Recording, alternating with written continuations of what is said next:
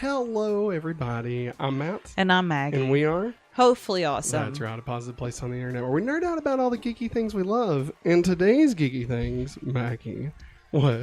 Just like hearing all the sounds that we hear. It's just like, it was kind of like, my mic was doing that thing where it's like rotating away from me. It's like, you have to chase it. Yeah, and obviously I don't want to do that. Yeah. Today's geeky things include your hair. Yeah. Also includes the box office, some Studio Ghibli. It's Ghibli, right? I've heard some people say Ghibli. It's Ghibli, from what I've always understood. Even like when... giblets. No. Like it's giblets, not Gibbler. No, I'm not getting into this with you. Okay. Hey, remember, if you'd like to support the channel, you can head over to patreon.com/hopefullyawesome or right here on youtube.com/hopefullyawesome. Bless you. I'm sorry, I was trying to save the microphone. Where you can become a producer, just like our fan producer of the month of December, Strange Marvel Theories. Thank you for being our producer. We greatly appreciate you. But yeah, Maggie, it's Monday. It's Monday. How the heck are you? How the heck am I? Well, I was on a delay this morning because of the cold. Always fun. Yeah, and just jacks up your whole day. Like your day is short, yeah, that's nice, but you're going full throttle nonstop until until the day is actually over with. Yeah. It was pretty good. And I'm trying to think. Oh, I solved your co-host problem. Okay, just hear me out. Okay. There's two of them, and they said that they take turns. Okay. I'm scared. They're both very, very nice, and we know them pretty good. I'm terrified right now. All right. They're very, very nice. They're okay. good. They're sweet. I'm trying to make sure we're not too loud. Oh. Because like I see us popping into the red every once in a while. Let me crank you down. I may have cranked you too high. Oh. Okay, yeah, that's better. We're not popping too Anyways. high. Yes. It's two girls. Their names are Bluey and Bingo. You can use the blow-ups. Do you want Christmas blow-ups would be so funny. I was gonna say, do you want to give like an explanation of what the hell you're talking about? Because if we just say, yeah, we have blow-up dolls of it could be weird. That's the Christmas. It could be weird. Like the Christmas inflatables you can buy. It's pretty big over here in the U.S. if you're not aware. But like, you know how like some places have like that wobbly man, wacky waving inflatable arm falling tube man. Well, we could buy just about any type of inflatable thingy mabobber for any holiday. There's somebody around in our town that has a big Santa Claus. It's about as big as a tree in their yard. Oh yeah, I forgot about that. Yeah. But yeah, that was my joke. It just popped into my head right before. It was good. Well done. Before I was, well put. You was worried.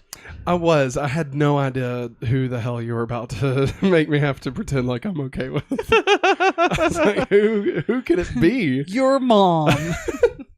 My mom. Jeez. What a different show that would be. My dad. No. Hello, Enviro Earth 2. Hey. Hello. Oh, get it? Earth 2.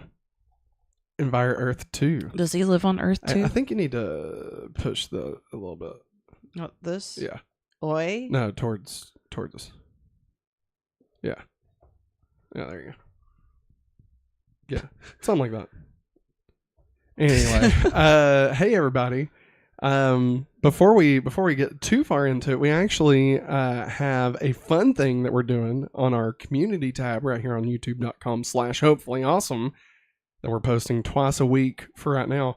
We'll actually be increasing it as we get closer to the end of the year. But we are doing our tournament for the movie of 2023. That's right. So here, let me pull up the. It's the tournament of movies of 2023. There you go, Maggie. I felt like it deserved applause. Hey, here's Lucy. Everybody get ready to drop some Luz in the chat. We got Lucy here. And Fire Earth 2 says, Earth 2, you must be a Flash flan. A Flash fan like me. Try to say that 10 times You're fast. not wrong. I mean, if I'm being honest, you're not wrong. I mean, I do like The Flash. Both the comic and the show. But I didn't finish the show. It got terrible. So what? There, dropping the Luz There's some in the chat. heavy stands of that show, man. Of what? The Flash. The Flash. Well, yeah.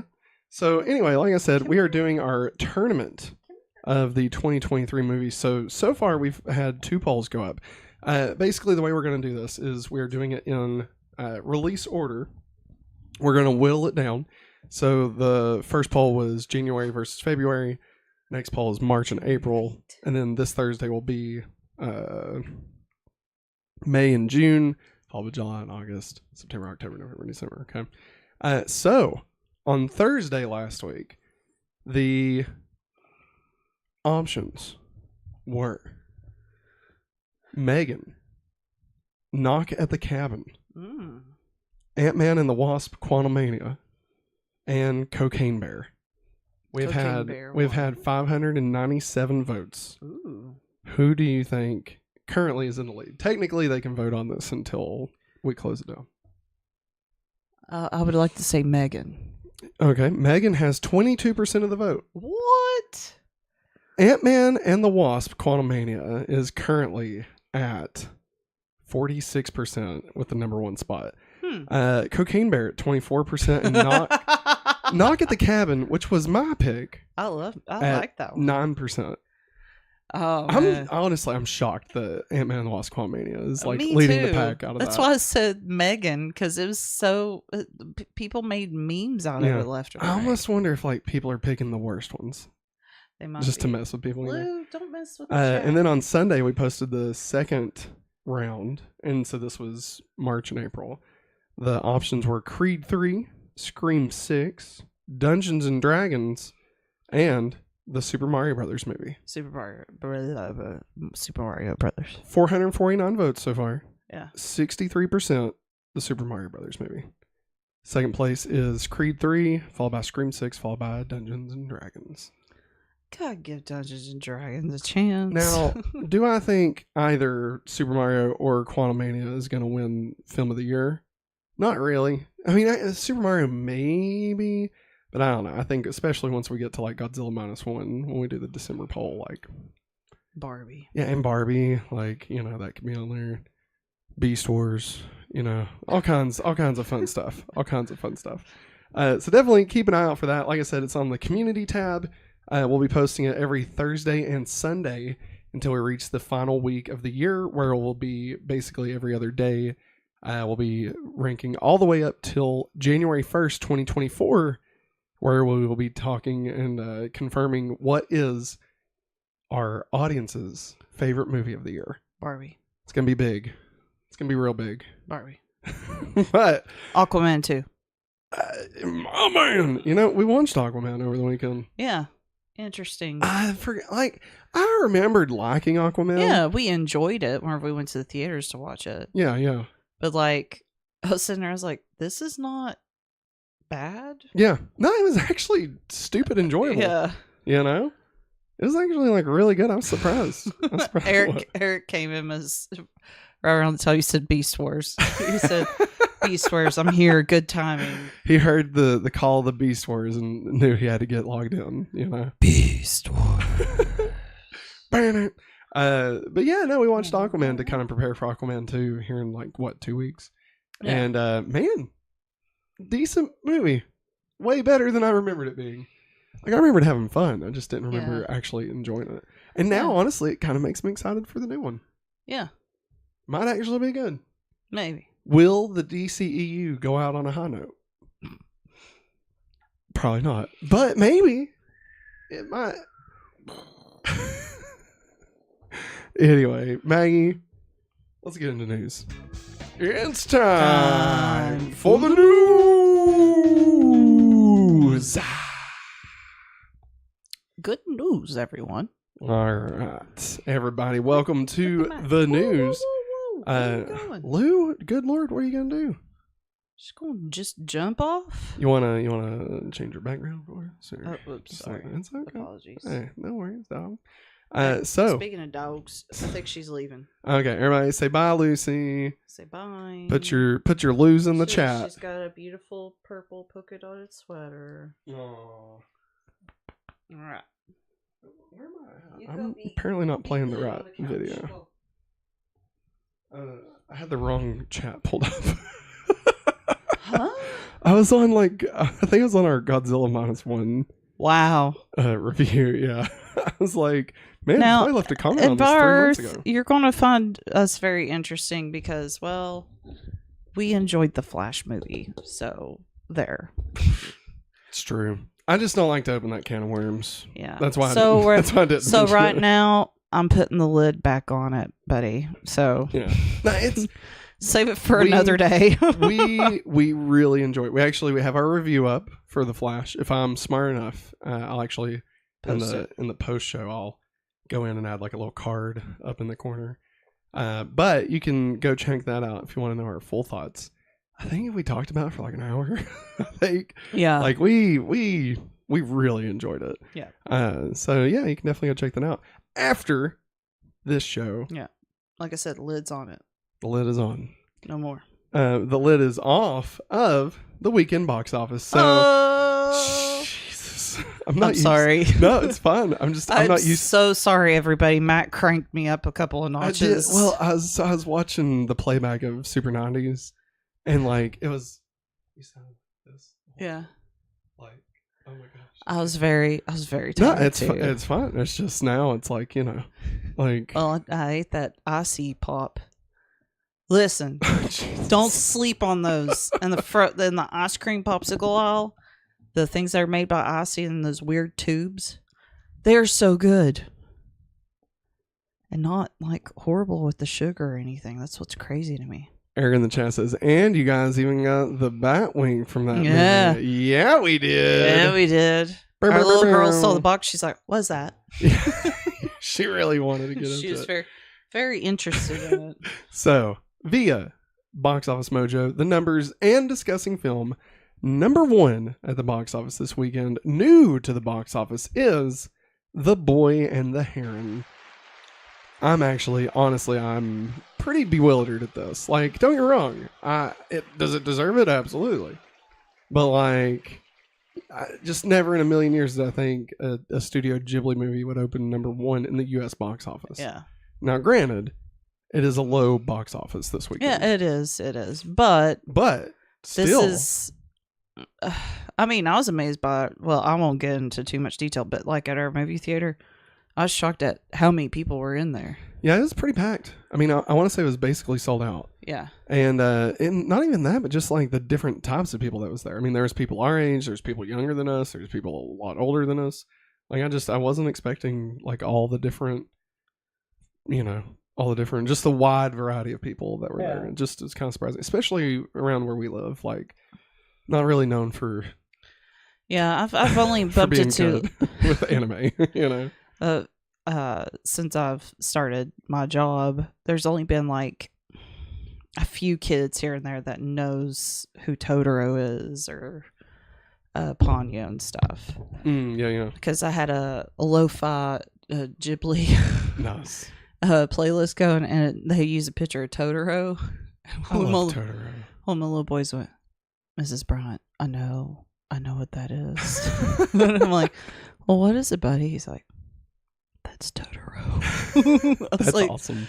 I was like, it's a good movie, isn't it? He's like, yeah, it is. It is a good movie. It's probably one of my favorite Ghibli movies. I just love when kids find out that you like anime and they're just like, what? You know this world? You know who Goku is? Yeah, and I actually have a student in my class. He's got a keychain, and this is the last thing I'll say.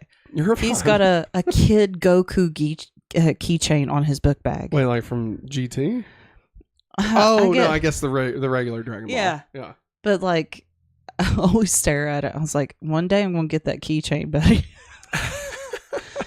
I said, I'm just joking though. But he says that he's gonna get the purple cat.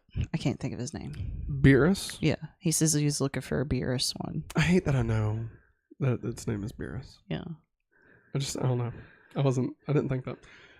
So next up, speaking of the Miyazaki film, it opened number 1 with 12.8 million domestic, bringing its worldwide gross. So some confusing numbers here, okay? Because like the website I used the numbers, it said it quoted 114.2 million.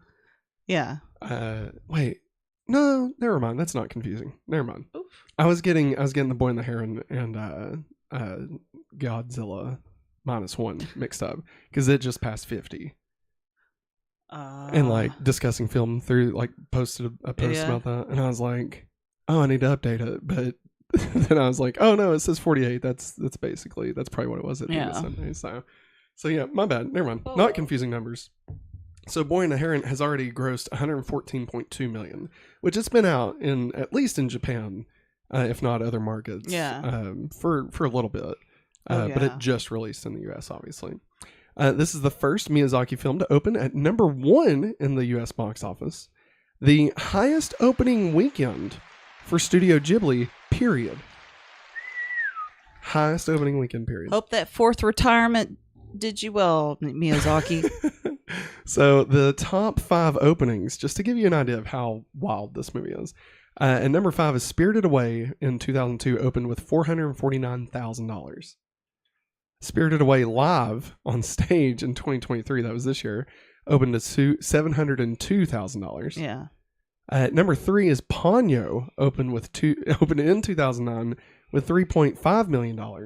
And the number 2 highest opening weekend movie for Studio Ghibli is The Secret World of Arrietty. That's a good movie. It came out in 2012 with $6.4 million opening weekend. Yeah. Like, I'm just kind of surprised that it's not a Miyazaki movie. Yeah. Because he didn't do that one. No, he did not. But I mean, obviously now this one takes the cake. But just, he did. Gosh, the difference there, like, it literally doubled its highest opening weekend. Yeah. That's nuts. And I mean, I just didn't expect it for this one. You know, like, don't get me wrong, it's great. We're going to talk about it later. We're not going to get into spoilers or anything. But like, just this type of movie, I just didn't. Yeah. Just didn't expect this one to be the one that took off. You know, it just didn't really seem capable of capturing, like, wide audiences. Yeah. You know, like, just the subject matter was kind of a little obtuse, you know? So I was just kind of surprised. Yeah. But granted, it's got Robert Pattinson, so, you know. And anytime you throw in Rob Bat and Batterson in something, you know it's going to be good. Just look at those Twilight movies. Look at that emo Batman. And number 2, Hunger Games 0, sticking around in the number 2 slot, with $9.4 million, bringing its domestic. Dude, still, it's wild. It is wild. Nobody was expecting this. 9.4 million brings domestic total to 135.6 million, and worldwide gross to $262.5 million. Nobody in the original cast. Like, nothing like that. Just a prequel to a movie series that ended 7 years ago. And, like, here we are, you know? It's just nuts. Jerry Anna in the chat.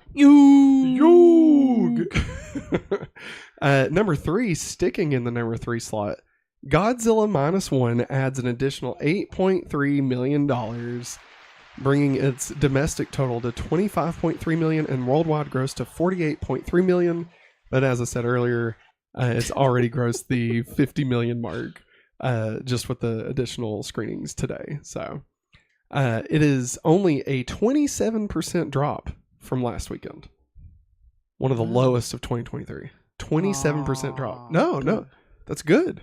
It only dropped, the amount that it made only dropped 27%. Oh, okay. Like, you know, when, like, that's confusing. What was it? Like, the Flash dropped like 80% from weekend 1 to weekend 2. Okay. Yeah. So Godzilla -1 only dropped 27%. Yeah, that was bad. Yeah. Not as bad as one we're getting ready to say. Godzilla -1 is now the highest grossing live action Japanese film in the US, and has become the highest rated blockbuster of 2023 on IMDb. Yeah. And via at 14 14 Kaiju, Takashi Yamazaki, the director, writer, and special effects person. He wrote, directed it, and did visual effects. Yeah. Reportedly denied reports that Godzilla Minus One had a $15 million budget with quote saying, I wish it were that much. How much was it, bro? That means it's even less than 15 million. 10. That's insane. How did they make? I told you. He did it with Photoshop. He did it with Adobe. All with Adobe. Adobe costs more than $15 million a year. It's so expensive. He'd have to get in a... He's got a business. Damn it, I can't. Da Vinci. He'd have to use Da DaVinci. Vinci to get it at 15 mil. There's your inside jokes for Adobe people there. So, it's terrible. At number 4, sticking in the number 4 slot, Trolls Band Together adds an additional $6.2 million, bringing its domestic gross to $83 million and worldwide gross to $173.7 million. Almost $200 million, Maggie. Heck yeah. Still really good. We've got our review posted. You can go check that out. We love it. Listen to that soundtrack on the daily. It's so good. It's like probably the best one that they've done. Yes. Number 5, staying in the number 5 slot, Wish with $5.3 million, bringing its domestic total to $49.4 million and worldwide gross to $105.5 million. So it finally crossed $105 million. Still super low for a Disney movie. Still won't. No. Yeah. Nowhere near where it needs to be. God help us. At number 6, dropping from the number 1 spot, Renaissance, a film by Beyonce. Whoops. I'm sorry. I didn't mean to laugh at that. I meant, I saw Napoleon and I thought that's what Matt was talking about. My bad. No. It made $5 million this weekend, a 77% drop from week 1 to week 2. That's such high hopes. 28 million domestic, 33.5 million worldwide so far. Does it have the legs of the Taylor Swift Eras Tour? Obviously not. No. I don't mean that bad. No, but like also, excuse me, Taylor Swift like pretty much like said, "Hey guys, go treat it like a concert." Yeah. I don't think I've heard anything about Queen Bee saying anything about that. Yeah. Nah, I mean, it definitely, it just feels like it's a different thing. Yeah. You know, I'm not trying to say Taylor Swift is more popular than Beyonce. No. Although I think Taylor Swift is more popular than Beyonce. I don't think that's like, I'm not trying to say anything negative against Beyonce. I just think Taylor Swift has reached like this era. Haha. Of like massive, massive fandom. Yeah. And like it won't stay that way. Like it'll start to drop eventually. I mean, as all things do. Yeah. Like right now she's in her Avatar era. And soon she'll be in her Avatar 2 era. She'll be in her Titanic 3D era, if you know what I'm talking about. Oh boy. I remember the trailers for that and thinking, man, that sounds really stupid. I went and watched it. At number 7, dropping from number 6, Napoleon adds an additional $4.2 million, bringing its domestic gross to $53 million and worldwide gross to $170.7 million. At number 8, new to the box office, Waitress the Musical. Oh yeah. Opened with $3.2 million. So a movie making $3.2 million can be in the top 10. That's how low this weekend's box office was. It's pretty low. But no, I was wanting to check that out. I like the original Waitress movie with Kerry Russell and Nathan Fillion. Never watched it. It's decent. I mean, it's definitely like an indie movie, and it's kind of quirky and like but it's good. I mean, I liked it enough. I mean, Nathan Fillion being in it helped a lot, but like it was good. And like now it's a musical, so. She makes a lot of pies. Just like Mean Girls. Yes. You know what? I'm here for it. Give us all the musical remakes. I don't care. At this point, fuck it. Do I want a Fight Club musical? Sure. Why the hell not? Get the Pixies in there and singing some stuff. It'd be great. Jesus. God, you're going to make me cough. I'm sorry. I got the water too cold. I know what should be brought out again. What? When Cher had her own show. And she did every part of West Side Story. I'm not joking, it exists. I watched like the one where they sing We're the Jets. What the hell? Yeah. It's pretty crazy. Just all these musicals and stuff. Let's make this into a musical, and this. And that. What's this? What's that? There's music in the air. Anyway, I had to blow my nose there by it. Number 9, dropping from number 7, is Animal with 2.2 million. Did I say Waitress made 3.2 million? Yeah, she did. Okay, I couldn't You remember. said a movie that made $3.2 million is in the top 10. And it didn't open worldwide yet, so it's only that much. Animal made 2.2 million, bringing its domestic gross to 11.5 and worldwide gross to 14 million. Number 10, dropping from the number 8 slot, The Shift. Shift into turbo with not that shift. With 2.1 million, bringing its domestic gross to 8.5 million and has not opened worldwide yet. And at number 13, I wanted to bring this up. Poor Things. Poor Things. That's that new Emma Stone movie. Oh, yeah. She's got the wild eyebrows. It opened in limited release this weekend. Okay. With 9 theaters. So it was only 9 theaters, but it made 650,000, which put it at the number 13 slot. So Okay. And via discussing film, And Janelle Riley. and Janelle Riley of Variety, Mark Ruffalo says the Poor Things crew would tease him on set about replacing him with Oscar Isaac. William Dafoe even brought Oscar Isaac to set one day to say he'd arrived to take over. Oh my God. Poor Mark Ruffalo. Oh, it's so funny to me. But William Dafoe brought him. How great is that? How great is it that William Dafoe and Oscar Isaac are close enough to do that? You know, I love it so much. Isn't it weird that like 3 of the 4 people mentioned in that story are in the MCU? Yeah, it's pretty wild. That's weird. And lastly, in the box office, via discussing film, Wonka opened internationally, and it made 42.3 million internationally.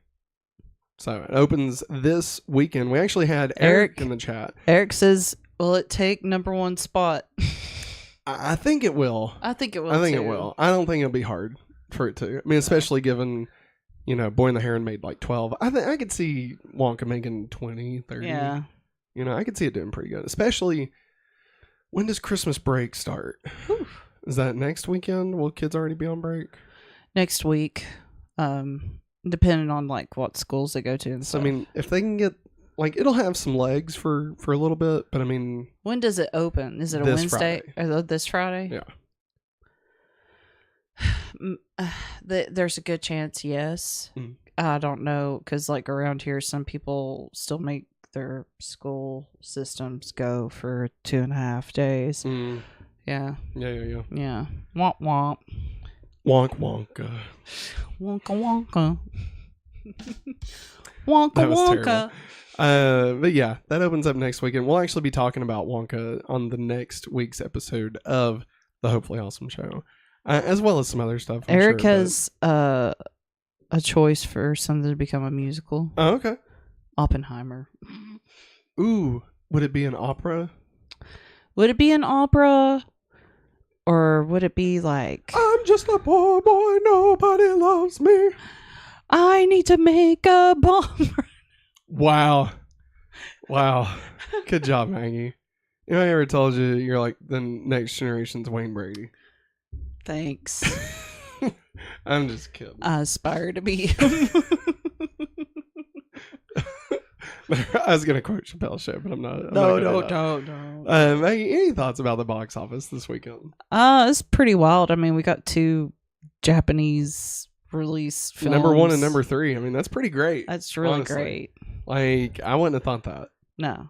Because used to, like... It was just a niche thing, Yeah, and also, like, it was made fun of when we was kids. Like, you went to that theater to watch those, films in a different language and blah, blah, blah. But now it's like, holy crap, you need to watch this in the actual English. Yeah. So I'm glad it's being appreciated. Yeah. It's apparently up for, like, it's one of the finalists to be nominated for, like, special effects, I think, at the Oscars. So, I mean, it could actually win an Oscar. Win. I mean, I'll be honest, I wish it'd be nominated for the film of the year. Like, honestly. I think that would be, I think it deserves it. Like, you know, to be in that conversation. I mean, they can have, I think, up to 10. So, like, yeah, just put Godzilla in one of those slots. Yeah. I mean, especially, like, if you remove Godzilla from it, and we're not getting into spoilers, but, like, if you remove Godzilla from the story... That's a really good story. Yeah, that's Oscar bait story, you know? Like, it's World War II. Hello. You know? Like, it's post-World War II, a soldier trying to deal with the aftermath of fighting in a war that the country that he lives in lost. Like, it's a whole thing. Like, that would be an Oscar-worthy movie. Yeah. And then they add Godzilla to it. It just makes it even better, you know? Yeah. So, I don't know. I mean, Oscars are a bunch of shit anyway, so who gives a fuck? I mean, they are. They don't mean anything. The Oscars only mean something because we say they mean something, you know? It's like the Game Awards. It doesn't, like, you know, Jeff Keighley just woke up one morning and was like, I'm going to give away awards. And everybody's like, okay. Thanks, man. Yeah. You're the guy that gets to decide this. And, like, we could all just agree that he's not. And that would be it, you know? Like, fuck, we have awards. We're going to have our audience pick out the best movie of 2023. And I fell asleep during the Game Awards. It might be goddamn Rise of the Beasts, for all we know, you know? Nothing against Rise of the Beasts. Nothing against it. But, like, is it the best film of the year? I mean, that's subjective. All of this is subjective. So, like, how can you really give an award to something based off subjectivity? That's Matt's rant against the Oscars. So, let's get into the next story. As that one dude on the Game Awards one year said, F the Oscar. No, you got fully quoted. I can't do it. I can't do it. I can't wait to break you one of these days. No, you'll never break me. Just piss you off enough to make you You about got me last week. And I can't remember what we was talking about, but I was getting really mad at you. It probably had to do with boners or something. But I got you going a few times last week. Yeah, I don't want to talk about it. Eric's going to be on standby for a GD Maggie. So this week, there's actually not a lot of huge news. Nothing that we need to spend like an entire segment on. So we're actually just going to be doing kind of an extended headline segment. Again, probably won't be lasting like... Tonight probably won't go as long as we've been going the past several weeks, you know, with like 2.5 hours. Yeah. Probably won't be going that long tonight. Yeah. So, first up, under the headlines, we got new releases. Rebel Moon Part 1 actually got bumped up about 4 hours. So, it's now going to release on Netflix at 4 hours, guys. Yeah. 7 p.m. on December 21st. Should we do a Rebel Moon post show? I thought you were going to say launch party. No. Like, because, like, you know, the whole thing with these post shows is we didn't really do them because it would drop at a random time. Oh, yeah. And then, like, you know, people would be watching it at different times. Right? Yeah. But then Loki was coming on at, you know, what was it, 9 every week? I think so.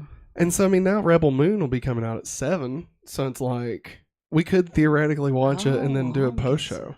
I mean, it's Zack Snyder, so it's probably like 9.5 hours. Jesus. No, it's part 1. I'm pregnant. It's not gonna. I'm not gonna last that long. I'm sorry. I'm gonna be asleep by like 9 o'clock. Sorry, something come out. Enviro said maybe they cannot see my messages, only Eric's. Hey, no, we can see it. We can see yours. I didn't see if there was something up through there. My bad. Oh, sorry. Jesus, Nathan Fillion is Green Lantern apparently in Superman Legacy. Yes. Yeah, he's playing Guy Gardner. Yep. So yeah, it's gonna be cool. Maggie has Polar Express phobia. Yeah, we talked about that. I guess they're not allowed to say the F word. No, we can say the fucking F word. I just refrain from saying it because then bad things will happen. What the fuck are you talking about? What do you mean bad things will happen? Bad things will happen. I'm confused. Are you like a witch or something? Yes. I'm scared.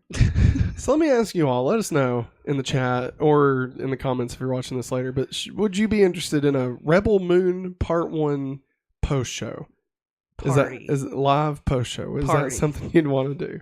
Party. Does anybody care about Rebel Moon? I mean, like, I do if everybody else does. Like, I do if everybody else does. Like, here's the thing. Wow. Like, well, no, I mean, like, if nobody gives a crap, I'm not gonna give too much of a crap. Hey, we just got a new subscriber. Hey. What does it say? Terry just subscribed. Ranella. Hello. Thanks for subscribing. So yeah, I mean, I don't know if it's like a phenomenon. Like, yeah, sure, I'll check it out, and like maybe I'll like it. But like, just based solely off the trailer, I'm not that interested in it. I mean, I'm sure it'll be fine. Zack Snyder makes watchable movies, you know? Yeah. But like, I just don't know if I care. Like, it's like how I felt about Dune. You know, like I didn't want to see Dune. Dune looked fucking stupid to me. I was like, it was a bunch of sand. He did. Who gives a shit? Guys, he was so mad when we found out they was remaking dude, it. I was like, I should care about this movie, and I could not care any less than I already do. I fell asleep during the first like 45 minutes of it. Of Dune? Yeah. Well, see, okay, so here's the thing to catch everybody up on where we currently are with Dune. I don't want to just end it at Oh, Matt sorry. Hager. No, you're fine. So when it hit, it came out day and date on HBO Max, and we watched it. And god damn it, if it wasn't a just amazing movie, I loved it. Like, I am all in on Dune now. It's insane. It's insane how good it was. I was shocked. Okay, it is. I went all wild. in, baby. Timmy Che is everything. Aquaman's in it. In the desert again. In the desert again. Is Aquaman in it? Jason Momoa? Yeah. Is he? Who is he? Hey, we got another subscriber. Went away. Who was it? Hang on, I'm gonna check the replay. Oh god, you talk about it. I keep on waiting for that sound, but I know the TV's muted. Yeah, he was like the bodyguard to Timmy. Oh, Envire Earth just subscribed. Hey, Earth. Thank you. What are you doing? Thanks for subbing. What are you doing? Anyway, so what about Aquaman? Jason Momoa's in it. He's like the bodyguard to old Timmy Che. Oh yeah. For some reason, I didn't think that was him. Yeah, that's him. I don't know who I thought it was. Like but everybody's gonna be in the second one. Yeah. The guy that played Elvis is in the next one. Austin Butler and Florence Pugh. They're already working on the third one. Yeah, I know. Which I'm excited. I don't know. Give me all the Eric. Doom, man. Eric has the best question. Okay, what's up? Matt, if everyone watches gargoyles, would you? Fuck no. And not everybody has. Here's the thing. Gargoyles had its chance when it came on in syndication on ABC at 4:30 a.m. on a Sunday. Shut up. That's when Gargoyles had its chance. I have watched Digimon in this marriage, Beast Wars, Beast Machines. But you liked Beast Wars. I did. But I'm just trying to make a point, buddy. I watched like half of Sailor Moon Crystal. That doesn't count. You didn't make it through. Yeah, because I didn't understand like the nuances of the sexual relationship between Chibi Moon and the Mamoru. It got weird, man. It got weird. He overthought it? I don't know. It's his daughter. It's still weird. I asked ChatGPT to explain it to me, and it didn't do a good job. Envire Earth said, do you think people will boycott Aquaman 2 for Amber Heard, or will they just boo? Actually, from what we've heard, they've cut a lot of her out. Yeah, I think she's not in it that much. Like all you could see, like in the trailer, you can only see her from like a drone perspective. Yeah, that's it. We were talking about that when we watched the first Aquaman yesterday, and like honestly, I think they're both stupid for doing they all dragged that all out in public and stuff. Yeah, like nobody won. Even if somebody did win, like they both lost, you know, by just having all that crap out there. Yeah. Like they're both stupid for doing that. And like, yeah, there was more evidence that brought to light than expected. Yeah. So. Yeah. All in all, somebody just wanted more money in the end. So it was both of them. So. And I feel like we're kind of past. I mean, I feel like we're kind of past that a little bit. Like, it's not as hot topic as it was like a year ago. Because, like, I know, like if Aquaman had come out last Christmas, I think it'd be more of a big deal. I think, when was that? I think it was last year, wasn't it? Was it? No. I'm thinking, like, the last time, like, there was a con or something. And, like Comic-Con? Something like that. And, like, it was like WB's press or something like that. Like, those doing, like, movie interviews or whatever. Yeah. And apparently Johnny Depp was there for the Harry Potter crap, and Amber Heard was there for Aquaman. Oh. Man, that's been a while ago. Yeah. It's been a while. But, like, everybody, like, you know, caused a big old uproar about it because they're like, I can't believe that they allowed them to be there together. And I was like, they're under contract. That would have been a long time ago. See, I don't know. He wasn't even in the last one. Like, they shit canned him and replaced him with Miles Mickelson, I think. Which they shouldn't have. They should just replace him with Colin Farrell. This is what you do. You open the movie, he falls down on the ground. Guess what? He goes, ow! He comes up and he's like, oh, my face. Huh. And then they never talk about it again. Oh, done. Boom. They've done it before. The Johnny Depp and Colin Farrell were in the same movie together. The first Fantastic Beasts. Yeah, but something before it. Oh, okay. Anyway, and I'm not mentioning that. So let us know if you'd want to watch a post show for Rebel Moon Part 1. We also had some new trailers come out this week, Maggie. We had a Blade game announced at the Game Awards. It looks awesome. It's from Bethesda, specifically the team Arcane, who made the game Deathloop. Which that one had rave reviews. Yes, I've got that still to play, and I just haven't played it yet. But it sounded fantastic. But it looks so cool. Yeah, no, the Blade game looks like it's gonna be freaking rad, dude. Like, are we about to be in like a Blade renaissance? I hope so. Maybe we need to watch the Blade movies. I didn't get to enjoy it the first time around because I was too young. That's why we need to do our going back to the Marvel universe, Maggie, where we rewatch all the non-MCU Marvel movies leading up to Deadpool 3. I know in Fire Earth, what? Ben Affleck Batman was cut from Aquaman. I know. That hurts. But then I know there was one cut of it that had Michael Keaton Batman. Yeah. And then there was one cut of it that had Ben Affleck Batman. Yeah, they went through a lot. Neither are in it. And like somebody else was supposed to be in it too, and they cut it out. I mean, maybe honestly, Wonder Woman or something. Honestly, I mean, it's dead. This is a dead universe. Like, it's a dead universe. Like, should it have died? That's Eric, up to each individual's things, you know. But Eric, thank you for recognizing my sacrifice. My sacrifice for the Power Rangers versus the Next Mutation sacrifice. Oh, yeah. Woof. The woof. Still, I feel like that episode is better than all of Gargoyles combined. All right. Because he's going to find a way to crap on it either way. I mean, at least Power Rangers versus the Next Mutation, at least we still had the Power Rangers. You know, I'm going to secretly at night start watching Gargoyles on an iPad. I'm sorry, I don't want to see Jason Alexander running around like he's a statue. No, it's not that, and you know it, and I know you're saying that just to irk me. Stop. So there's also a new trailer for a new series called Mr. and Mrs. Smith. Oh, Brad Pitt and Angelina are back together. No, this is starring Donald Glover and Maya Erskine. And it is going to be a series on Amazon Prime, dropping on February the 2nd. And honestly, it looks really good. It's not like a straight remake of the original Mr. and Mrs. Smith. It's more of like taking the premise and then just doing their own kind of thing with it. But I definitely recommend checking out the trailer. I mean, Donald Glover is obviously awesome. But yeah, it looks really good.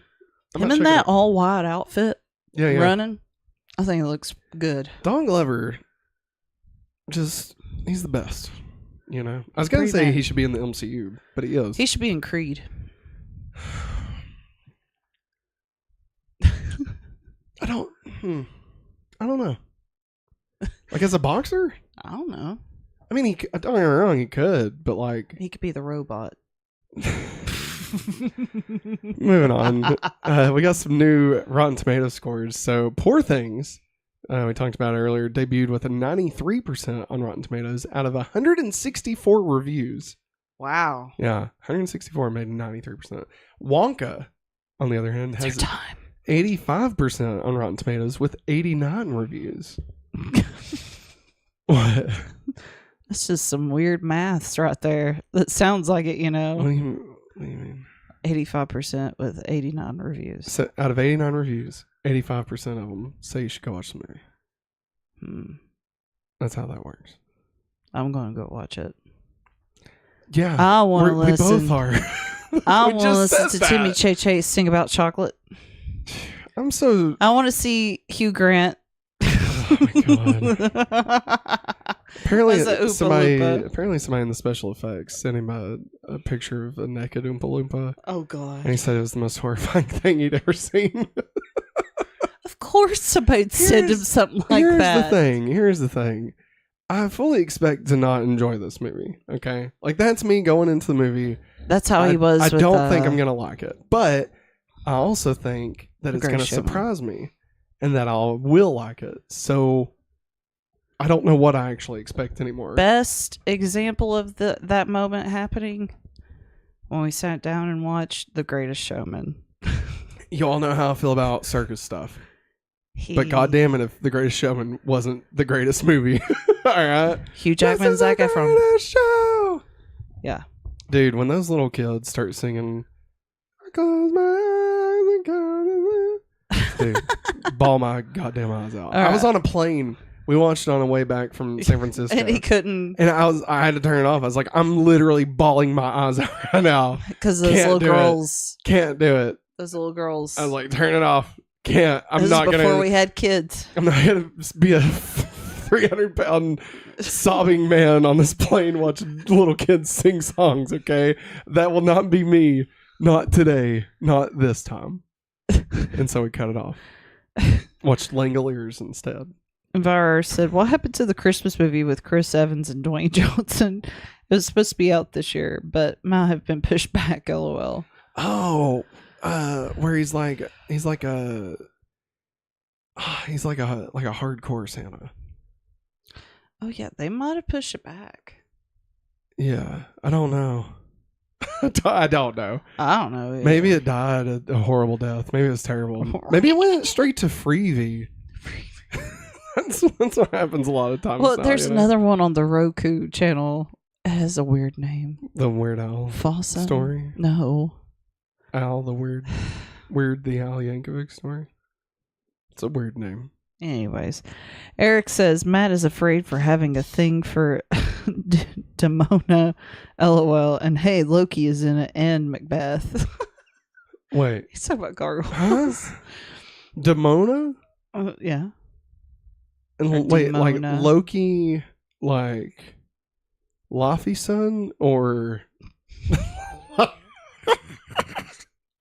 or like, or are we talking like Tom Hiddleston? I don't know. Like which like the fictional, the god of Asgard, Loki, probably that character, or Tom Hiddleston did a voice on Gargoyles back in the 90s. Because if that's the case, that'd be pretty cool. I'm there. If I could, at this point, I mean, might as well, Anyways, and Enviro, who said a Christmas movie being delayed is weird. Well, they have to release it next Christmas. Yes. Eric says it works 60% of the time, all the time. LOL. Nice. And Virus just said, I want to see Andrew Garfield in a Christmas rom-com. Fucking put Andrew Garfield in goddamn every movie. All right. What was it? 3090? Is that what it's called? 30. No. Tick Tick Boom is the name of the movie. But the name of the song. So good, man. Oh, we got Matt intrigued. Yeah. Anyway, we're going to dig up everything. Moving on. New dates. We got HBO Max will release the following shows in 2025. Euphoria Season 3, The Last of Us Season 2. That means not until 2025. We're not getting Last of Us until then. Welcome to Derry, the prequel to It. I'm intrigued. The White Lotus season 3, and Just Like That season 3, Just like that. and The Penguin. Maggie, nobody knows what the hell you're doing. Like nobody knows. It's just spelled J-U-T. Yeah, hilarious. I'm sorry. So funny. I'm gonna go to bed. I'm joking. Good luck. Talk about Miyazaki all by yourself. I'll fucking do it. He sucks. Oh yeah. Oh, what? Just wait, baby. Wait till we start reviewing the movie. Chaos, baby. All right. So The Penguin has been reconfirmed to come out in 2024.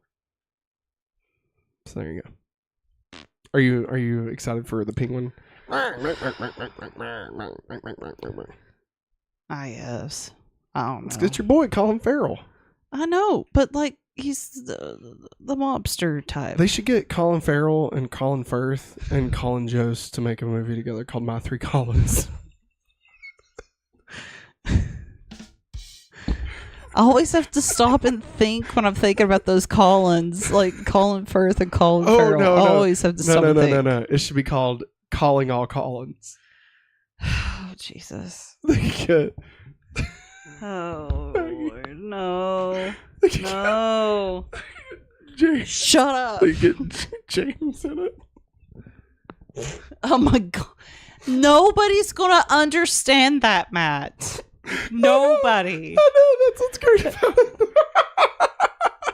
Oh, my God. All right. Remember that one time they made a whole dance video?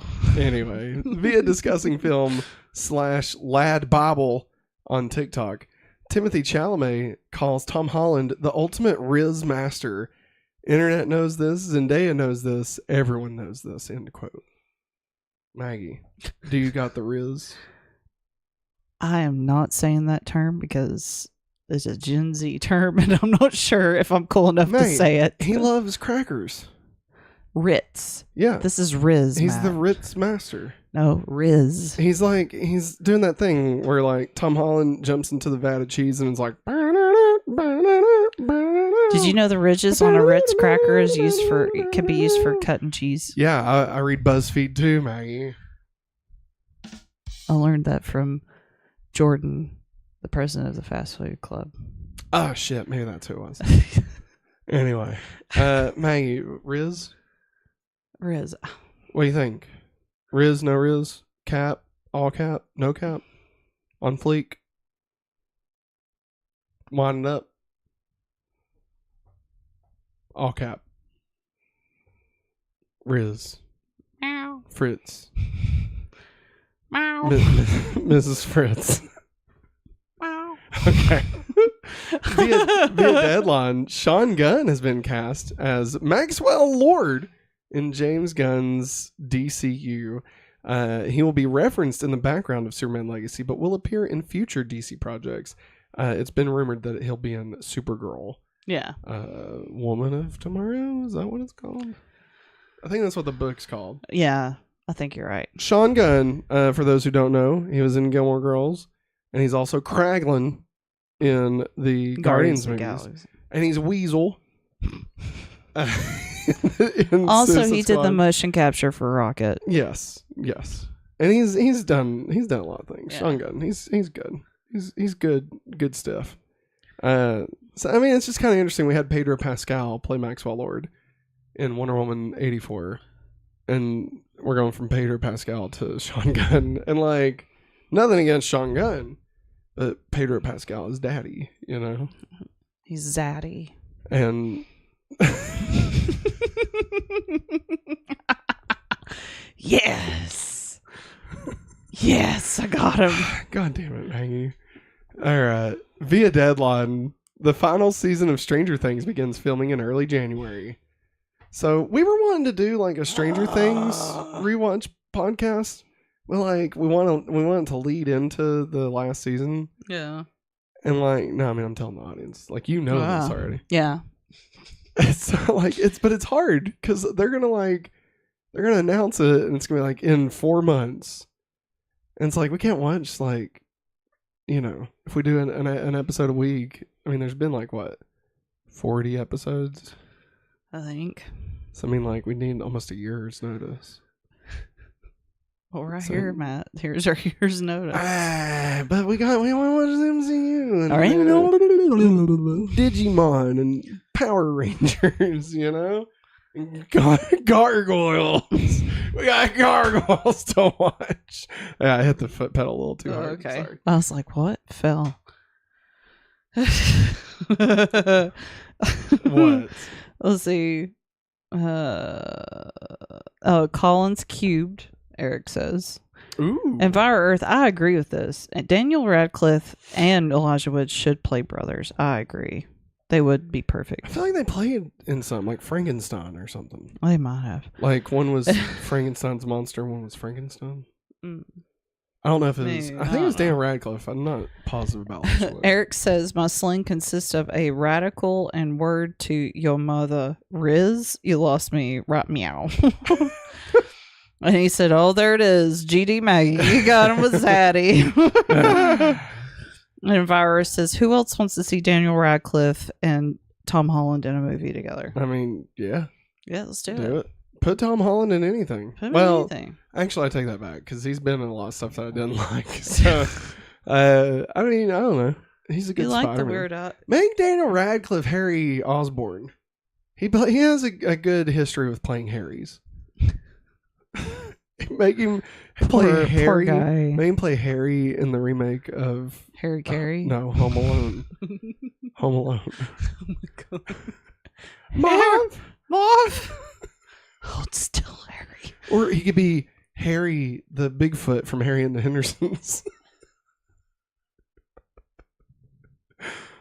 Buddy. God, I haven't watched that in so long. Get out of here. We don't need you. Oh, John Lithgow at his best. oh man, what a movie. Yeah. Via the Game Awards, Jordan Peele is Yep. working with Hideo Kojima on a new horror game called OD, starring Hunter Schafer and Sophia Ellis. You just sound so thrilled reading that. Well, no, I mean, I'm excited. I just I have not a lot of energy in this present moment. Do you need an icy pop? Nah, I'm good. I can get you an icy pop. Sophia Ellis is going to be playing, or is people are wanting her to play Zelda. Yeah. Which honestly, it sounds pretty good. Yeah. I think she'd do a great job at it. I agree. I'm throwing my support at this moment behind Sophia Ellis for Zelda. I'm too. I'm putting the NOS cube down.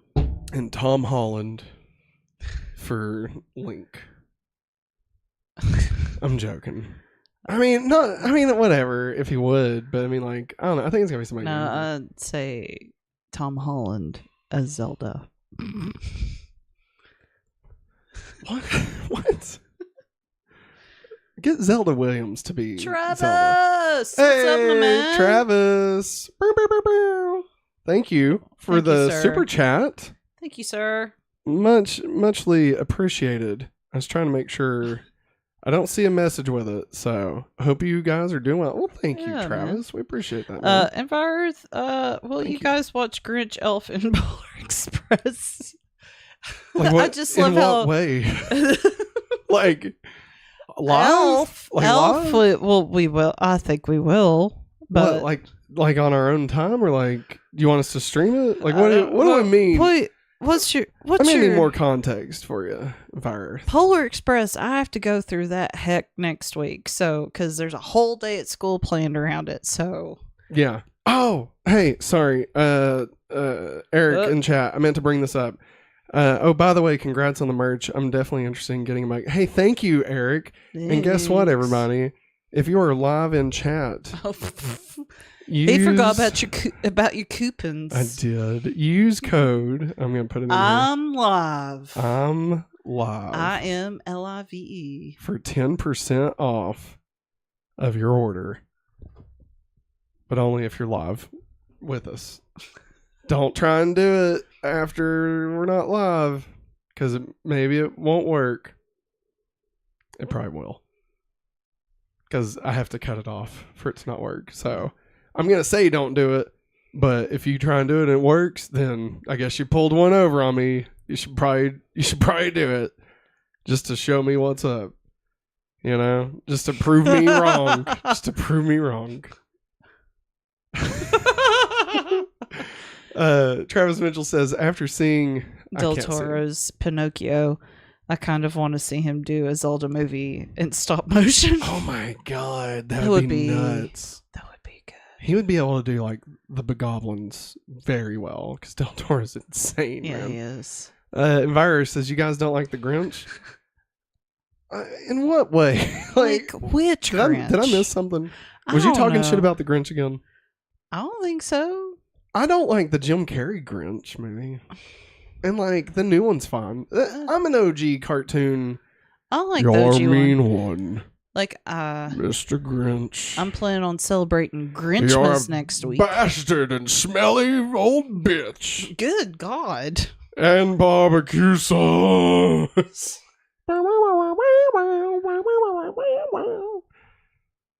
You're a foul one. All right, anyway. I bought Grinch gloves. It's true. It's true. Via Discussing Film, Warner Brothers and A24 have signed a deal to bring all past and future A24 films to Max exclusively after their theatrical debuts. Zaslav actually pulling his head out of his ass and making a decent choice. Yeah. You know, I was thinking the other day, I was reading about like brand sponsorships, like where they like, hey, let's partner up. We'll send you free stuff or whatever. Yeah. And like, we talk a lot of shit about David Zaslav. And I was like, it'd be cool to like work with Warner Brothers, but like one day, we're never gonna get to. No, because we were like, fuck David Zaslav, hate you, and probably Disney too, because we fucking hate Bob Iger now. You know? I don't know. They probably still pick us because they're like, hey, they could talk bad about him. I don't know. Let's see, what was it? Oh crap! A24, The Grinch, HBO, David Zaslav. I don't know. It's just at least this is one thing that David Zaslav has it written off as a tax. Topical. Via Discussing Film, to that point, Paramount has made a bid for Coyote vs. Acme for a 2024 theatrical release. Amazon is still considering, but hasn't made a bid yet. Netflix expressed interest in acquiring Coyote vs. Acme, but offered less than half of the $70 million budget. God. Warner Brothers is playing hardball and are expecting to get more than $70 million for the film. Go Paramount. What a bunch of fucking bastards. Go Paramount Plus. Here's the thing. Go. Here's the thing. Remember when they were going to write it off for taxes and get $35 million for it? And now like, we want more than 70. And it's like, you fucking dick. Like, just because the internet wants to see Wile E. Coyote.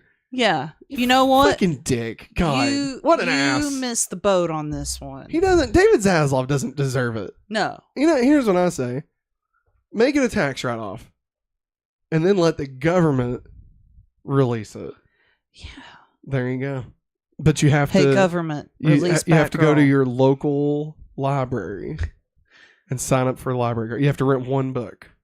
And then you can have access to Coyote vs. Acme. It's a reading initiative.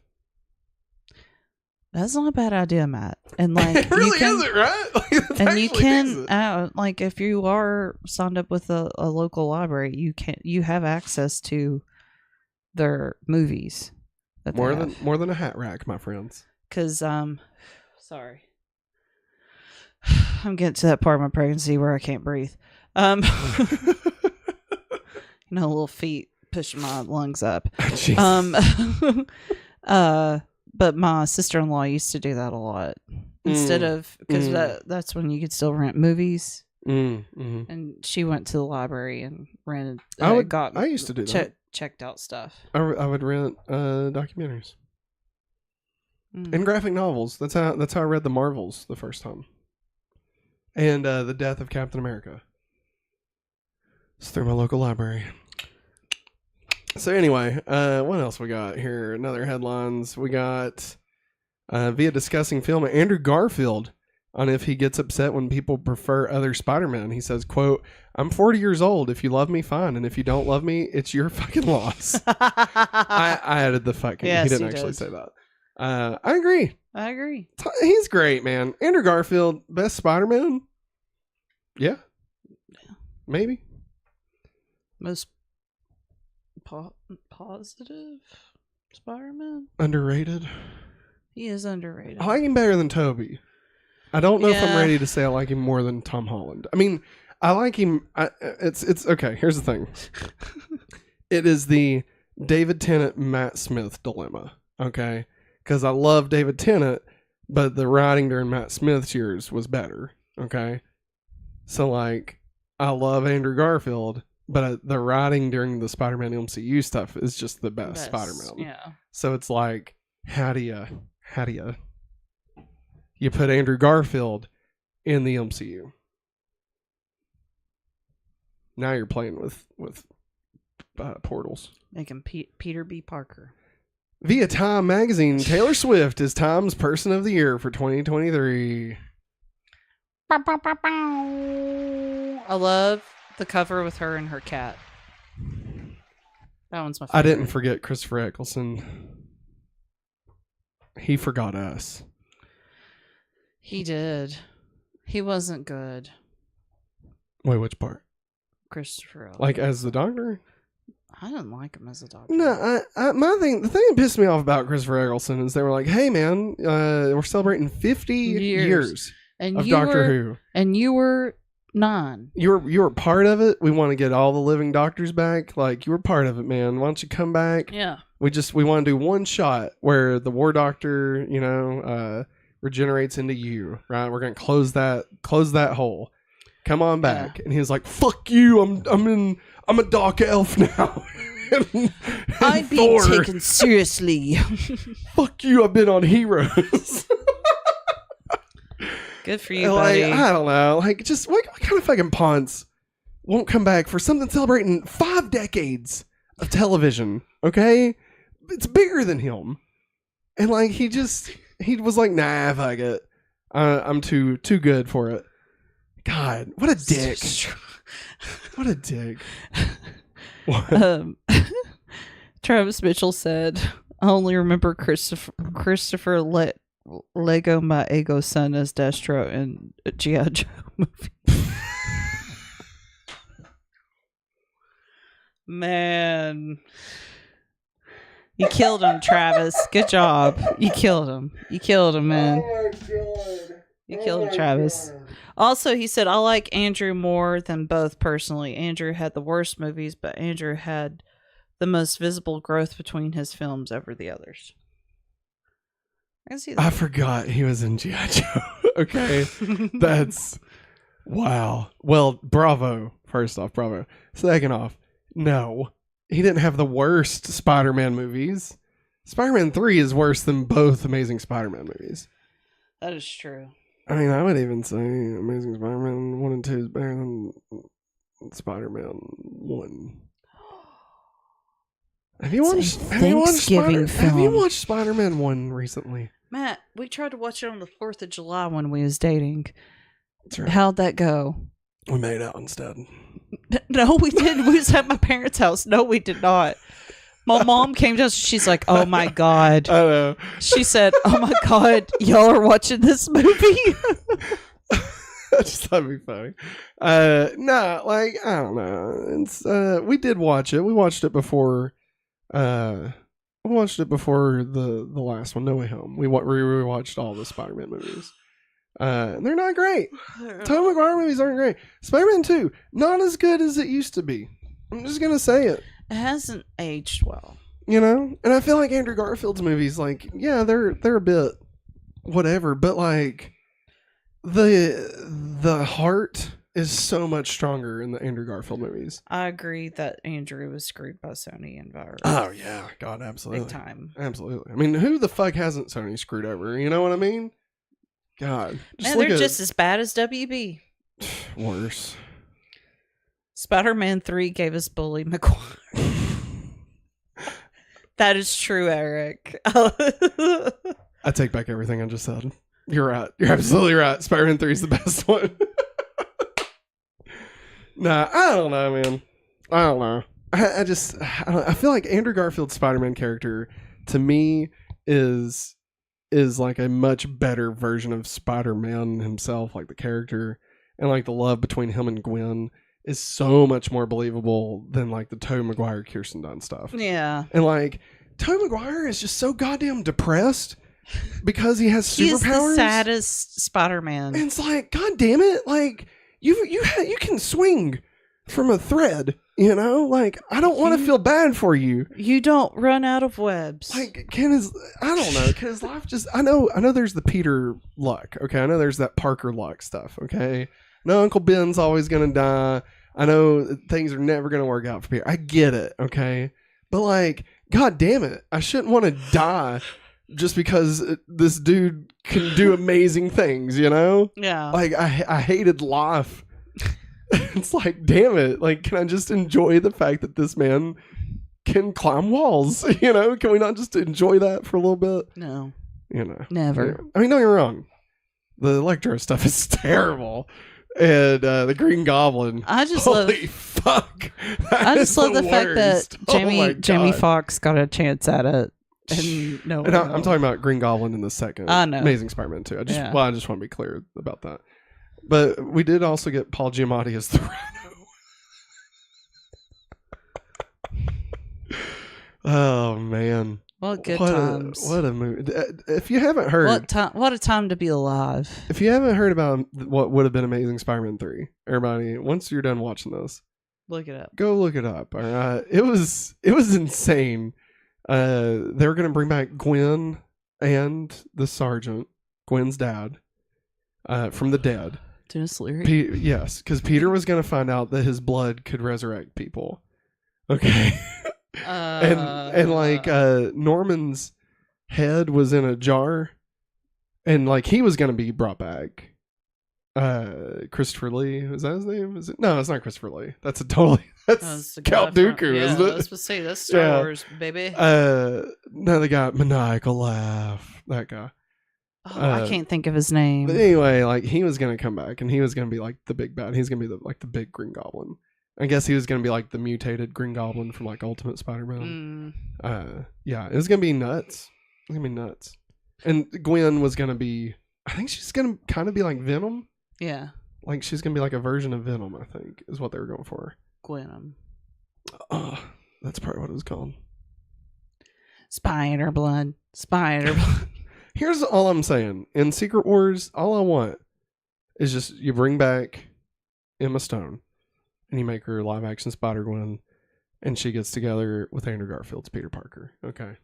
I know it's not the same, but like, I don't care. Matt, they're not in love anymore. No. They're not in love anymore. I'm talking about in Spider-Man. I'm not talking, they're still friends. They still get along. Sorry. Jesus, man. Yeah. God almighty. Man, crack a window. I'm joking. It wasn't that. It just sounded like one. Bye. Anyway, all I'm saying is let Emma Stone be Spider-Gwen. Just for like a shot. And like they both know that they're not each other's Peter and Gwen. But like they still get along and they fall in love and they get to be together. Fuck it, who cares? It's like when Rory was a robot. But, you know, she what's her name? Rose was like, I still fucking love you, Rory. And then they lived happily ever after, even though it wasn't actually him. It was like a robot version of him. No one know what? Doctor Who. Oh, I'm sorry. Did nothing connect the dots there for me? Really? Yes. Rory and Rose. Took me a second to remember. Remember, because he dies, and then like her dreams can come reality, and so he's like a Centaurian or something, and then it turns out he was like. Don't you mean Amy? Damn it! Who's Rose? Who's Rose? Is Rose David the first? Tennant? Ah, that's Amy. Yeah. That's why I looked at you like one of them. You was insane. Fucking one of them. I don't fucking know. All right. The same here, Travis. I thought you started talking about Gilmore Girls. Yes, when you said Rory, dude, I was like, is this something that happened on Gilmore Girls? I wish Rory and Gilmore Girls became a robot. That would be. I would love Gilmore Girls way more than I already do. Yeah. I'm sorry that I got confused about the difference between Rose and Amy. All right, everybody. I apologize. Listen. One has given us Nebula. Thank you very much. I'm going to need the one. Nope. Everyone. I'm sorry. I'm sorry for confusing Rose and Amy. There, that's it. I made it in puppet form. There you go. Nicolas Cage should be in Secret Wars, Eric, and he needs to be Ghost Rider. Yeah. Bring him back. And Fire Earth, it's a shame they couldn't get Billy Popper and John Barrowman back for the new special. Maybe because John's in decent exposure. Yeah. Yeah, he's... You know, in Arrow, they would, before we knew who he was, they would call him the well-dressed man. Yeah. It's kind of ironic. Since he's known for not being dressed. He played... in the... Well, no. Just No. I'm just gonna say he's in the producers. He's in the producers. We'll leave it at that. With blonde hair. We don't want to say, Maggie, that could get us demonetized. Okay, we're not going to use that word. All right. God almighty. All right. It's the bad guys from World War II. Yeah. All right. You know the word we're talking about. Don't say it. All right. Yeah. I think it's blocked. I think it auto block it anyway. All right. Anything else you'd like to say about Taylor Swift being person of the year?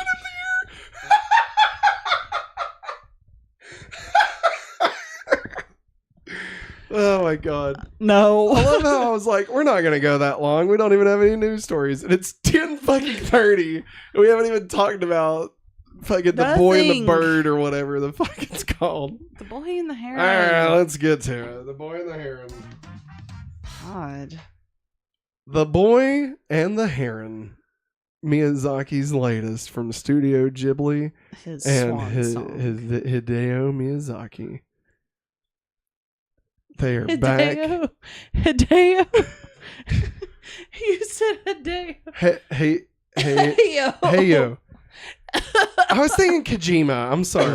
That's why I started laughing. The latest from Hayao Miyazaki. Another masterpiece or another piece of shit? Let's find out with our review of The Boy and the Heron. So if this is your first time watching, we go spoiler free. So don't worry. If you're wanting to know about it, we won't be spoiling anything. And if we do decide to go into spoilers, we'll put up a big old thing that says, "Hey, this is spoilers." So what? Y'all in chat are hilarious tonight. What is it? Well, Virus says it's 3:30 here in England. Eric says Rory, Rose. Who's Rose? Row. And Travis is the boy with the Vlasic pickle. What the fuck is that? The Vlasic pickle. Vlasic, that's a company. It makes pickles. Glossum? Oh my God. Do you remember the big sandwich pickles? Remember the pig? Like it was like the size of a sandwich, and like you just put down like one slice. Remember that? They're made from like huge fucking cucumbers. Remember that? I don't eat Anybody pickles. else remember that? Anybody else remember these sandwich pickles? Maggie, you're a resident. Oh my God! You're a resident Studio Ghibli. You're a resident Studio Ghibli fan here, Maggie. How did you like The Boy and the Heron? It gave me the vibes of Howl's Moving Castle and Spirited Away. Also, I had to look up a few things about Miyazaki because he's tried to retire now like 4 times. And I know that feeling, bro. He's the Michael Jordan. I know that vibe. He's Michael Jordan. He just keeps on coming back. Pretty soon he'll be making a movie about the Wizards. A movie about the Wizards? I know what that means. I'm just...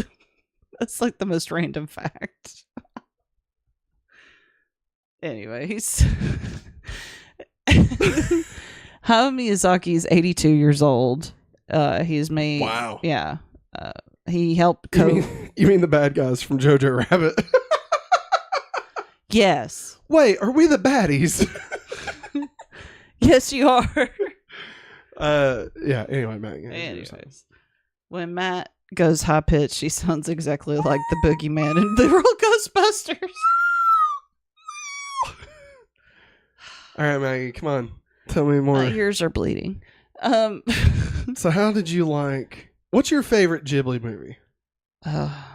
It's Kiki's Delivery Service. Mm-hmm. What do you find that you most enjoy about Studio Ghibli films? That they always look beautiful. Mm. And the music's great. So calming that make a put anybody sleep. Yes, that's my only problem with Ghibli films is that they put me to sleep almost every time. Not because they're bad, but they're just so goddamn They're soothing. so calming. Like, man, you just watch somebody like washing their laundry or something, and it's playing like.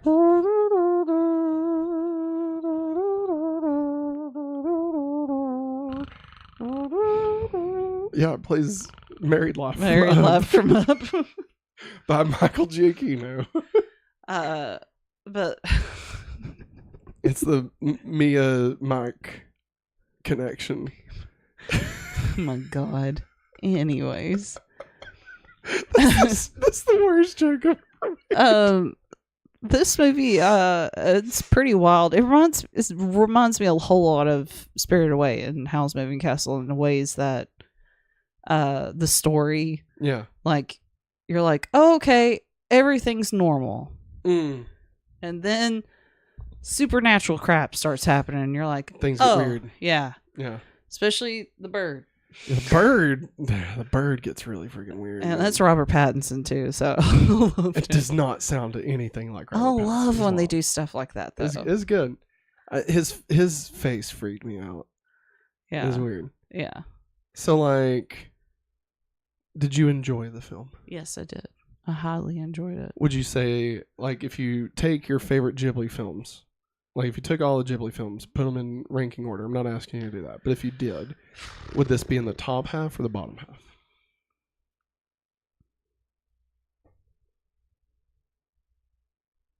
I think top half. Bold. Yeah. I'm pretty certain. Yeah. Wow. Because it's got that weirdness to it I like. Yeah. I mean, here's the thing. I liked it. Okay, we did a poll earlier. I'll bring it back up here in a second and tell everybody what it was. No, everybody's really high on this movie. Yeah, like everybody's saying it's a masterpiece. Yeah. And like I really enjoyed the setup, like the story of the boy. Yeah. How the events kind of get going and stuff. The weird building and stuff. But then like I don't know, when it gets to like.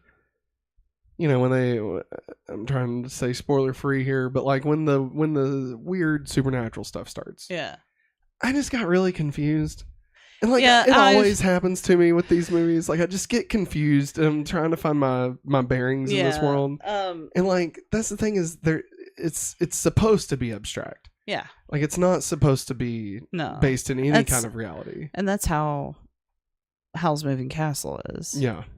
And Spirited Away also. It's just if you watch it a few more times through, you'll catch on to it. Yeah, I think Howl's Moving Castle is one of the ones that confused me the most. Yeah, because like I didn't understand how I forget her name, Sophie. Yeah, like I didn't know why she kept looking old, but then she would look young but still have gray hair. And I thought it was just animation errors. Yeah. I didn't know that it was a whole thing. Yeah. And so like this movie, I mean, it's not animation errors. Obviously I've learned since then that it's, it's part of the storytelling. But like, don't get me wrong. It's beautiful. And like, I think I enjoy the conversation about the movie more than the actual movie itself. I could see that. Like, I think I like what the movie is saying. Yeah. More than how it says it. Yeah. Because I got a little mixed up on stuff. Yeah. And like, I don't know. It's just, it wasn't my favorite. Yeah. It wasn't my favorite. It was a pretty wild ride. Like I liked it though. Me personally, my favorite is Princess Mononoke. Yeah. Like, I love that one. And then My Neighbor Totoro. Yeah. And both of those are kind of, I think why I like those is they remain in the reality that they start in, you know? Like, because from the get-go, Princess Mononoke, you see that demon. Yeah.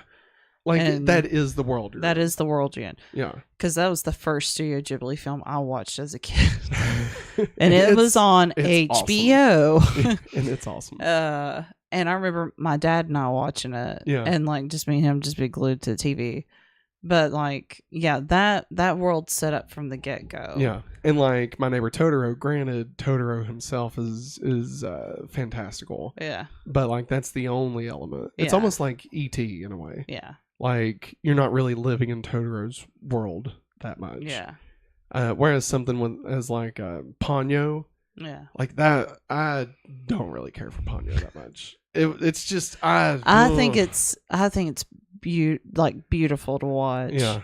I used to fall asleep to it a lot just because I just love. Well, I mean, for example, I sometimes fall asleep to the ocean thing that they have on YouTube.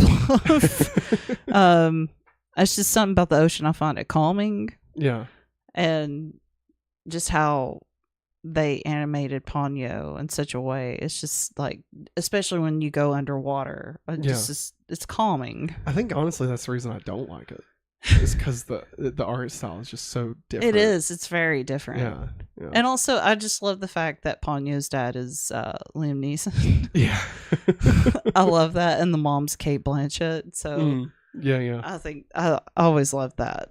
Like, I don't know. I think it's just my personal taste on, and I'm not trying to say I'm right. Like, no, God, the world is obviously right on this one. Like, but like when I watch anime, usually I like one element mixed in the standard world, right? Like Your Name, right? My favorite movie of all time. And like I like that it's like this one element within just the standard Japan. You know what I mean? And so this one like kind of does that, especially with the way it starts. But then once we kind of, you know, cross over into the majority of the story, it just like once we get in there, I just get lost, you know. And I'm trying to understand like the rules and like, you know, especially once you get to like the third act of these movies and like shit gets real, like. I can never. And everything is happening. Yeah, I'm lost, you know. And like it's great, but it's just so abstract that it's hard for me to fully take it in. And I know that's just a me thing, you know. Yeah. I mean, I would say this is definitely more art than you know than like a standard Hollywood movie or whatever, you know. So that being said, I mean, I liked it. Mm-hmm.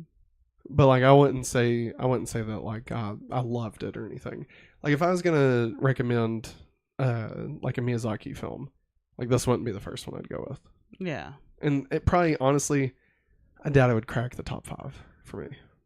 But that's just me. Yeah. You know. I know, let's see. Like I wouldn't recommend this one either as a first one. Like I'd recommend like Kiki or Totoro, like just to ease into it. I think I could see Spirited Away being a good one. Spirited Away is a good one because the girl's kind of going through what the audience is going through, and so like you have that anchor, you know, to be able to understand the story because she's lost also. Yes. God, I want to watch it again so bad. But yeah, I'm with you. I think Totoro's an easy one. It might be a little childish for some people. So I would say probably for me, my 2 choices to like be like, hey, if you want to check one of these out, either do Totoro or Princess Mononoke. And it's like I feel like if you can get down with either one of those, then you'll be fine. For me, I think I'd recommend Kiki's Delivery Service, Princess Mononoke.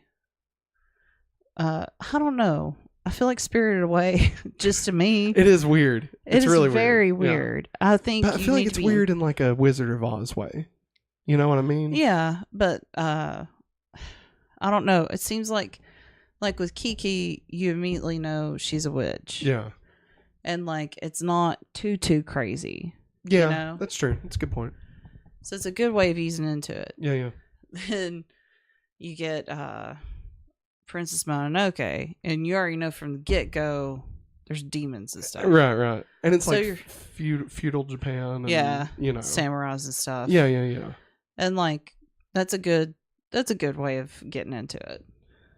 All right. What's going on? I saw something about Howard the Duck, and That's what caught my eye. I think he wants to know, is this better than Howard the Duck? Which bird? Yeah. Yes. He's That's not being saying funny, a lot. though. No, I know. He said something about Tales of Earthsea. Oh, Travis. I haven't seen all of them, but Tales of Earthsea and When Marnie Was There were ones I really liked. I've been wanting to watch When Marnie Was There. Tales of Earthsea. That's one that's been on my list for a long time. Tales of Earthsea. I've tried. I just can't get into it because that's one of the earlier I ones. think we actually have When Marnie Was There, and Yeah, we do. is the other one called Ocean Wave? Is that the one that has Rey from Star Wars doing a voice? It's called Ocean Wave. I can't remember if it's I called. don't think it's Ocean Wave, but I know what you're talking about. We've got that up there. Honestly, everybody, just go watch Summer Wars. Wow, direct smack in the face to Ghibli. Ghibli's great, all right? Ghibli's like your Oscar-worthy stuff, all right? But if you want an MTV Movie Awards movie, go watch Summer Wars, all right? There you go. Don't sell it like that. Good God. What? I'm saying if you want a good movie. I'm joking. Travis said, Eric, in all fairness, I'd watch Howard the Duck over any of these. Damn. Man, Travis. Wait. Are you a huge Howard the Duck fan? Or are you just saying these are really fucking terrible? Because I respect it either way, honestly. Envira Earth said, how would you rank all these animated sitcoms? For me, it's American Dad, Simpsons, Futurama. Futurama is number one, baby. Oh, he says don't like Family Guy.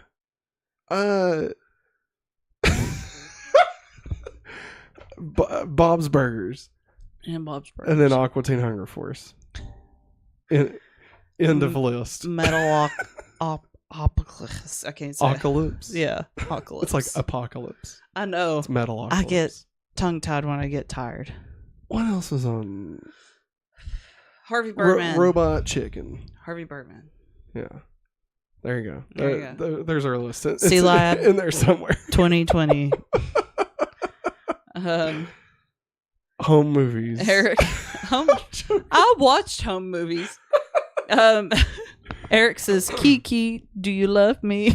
My God. Is that Riz? I don't know. That's all I think when you keep saying that title, Maggie. Oh my God. I love it. So Maggie, would you recommend people check out The Boy and the Heron? Yes. I mean, if you're very much into that type of story, if they're not into anime, would you recommend it? I would ease into something else Ghibli before trying to watch this. Okay. I think I'd agree with that. Like, if you like Ghibli, I would say check it out. If you don't like Ghibli, I would say no, don't watch it. Because, well, I just mean, like, if you don't like Ghibli, this is pretty Ghibli. Yeah. You know? So, I mean, if you don't like it, then I don't think this is going to change your mind. Miyazaki as, like, I wouldn't say craziest, yeah. but it's definitely one of the weird ones. It's his style. We did put up a poll. How would you rate The Boy and the Heron? At 54%, 5 stars. Woo! Followed by 33% with 4 stars, 4% with 3 stars, 2% with 2 stars, and 7% with 1 star. 7%. What was y'all watching? They're just trolls. I know. They're just trolling. We always get a lot on the ones. Is Wallace and Gromit big in America? And Bird says, I fucking hate Chicken Run. Buddy, Matt Trigger. Matt Trigger. I don't really hate it. All right. But it's not my favorite.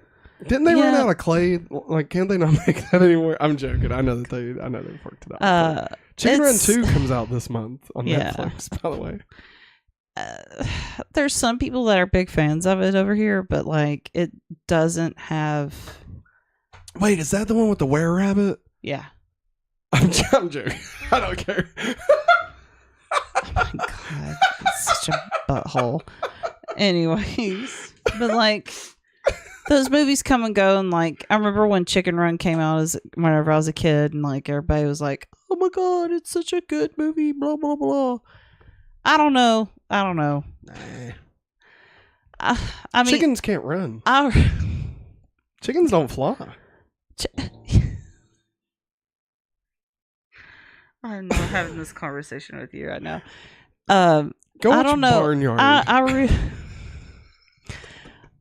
I respect the people that do that type of animation because it takes a lot of time and stuff, and it always just like blows my mind that how much you can do with it. Can I just say, No, just because something takes longer doesn't mean anything. I mean, not inherently.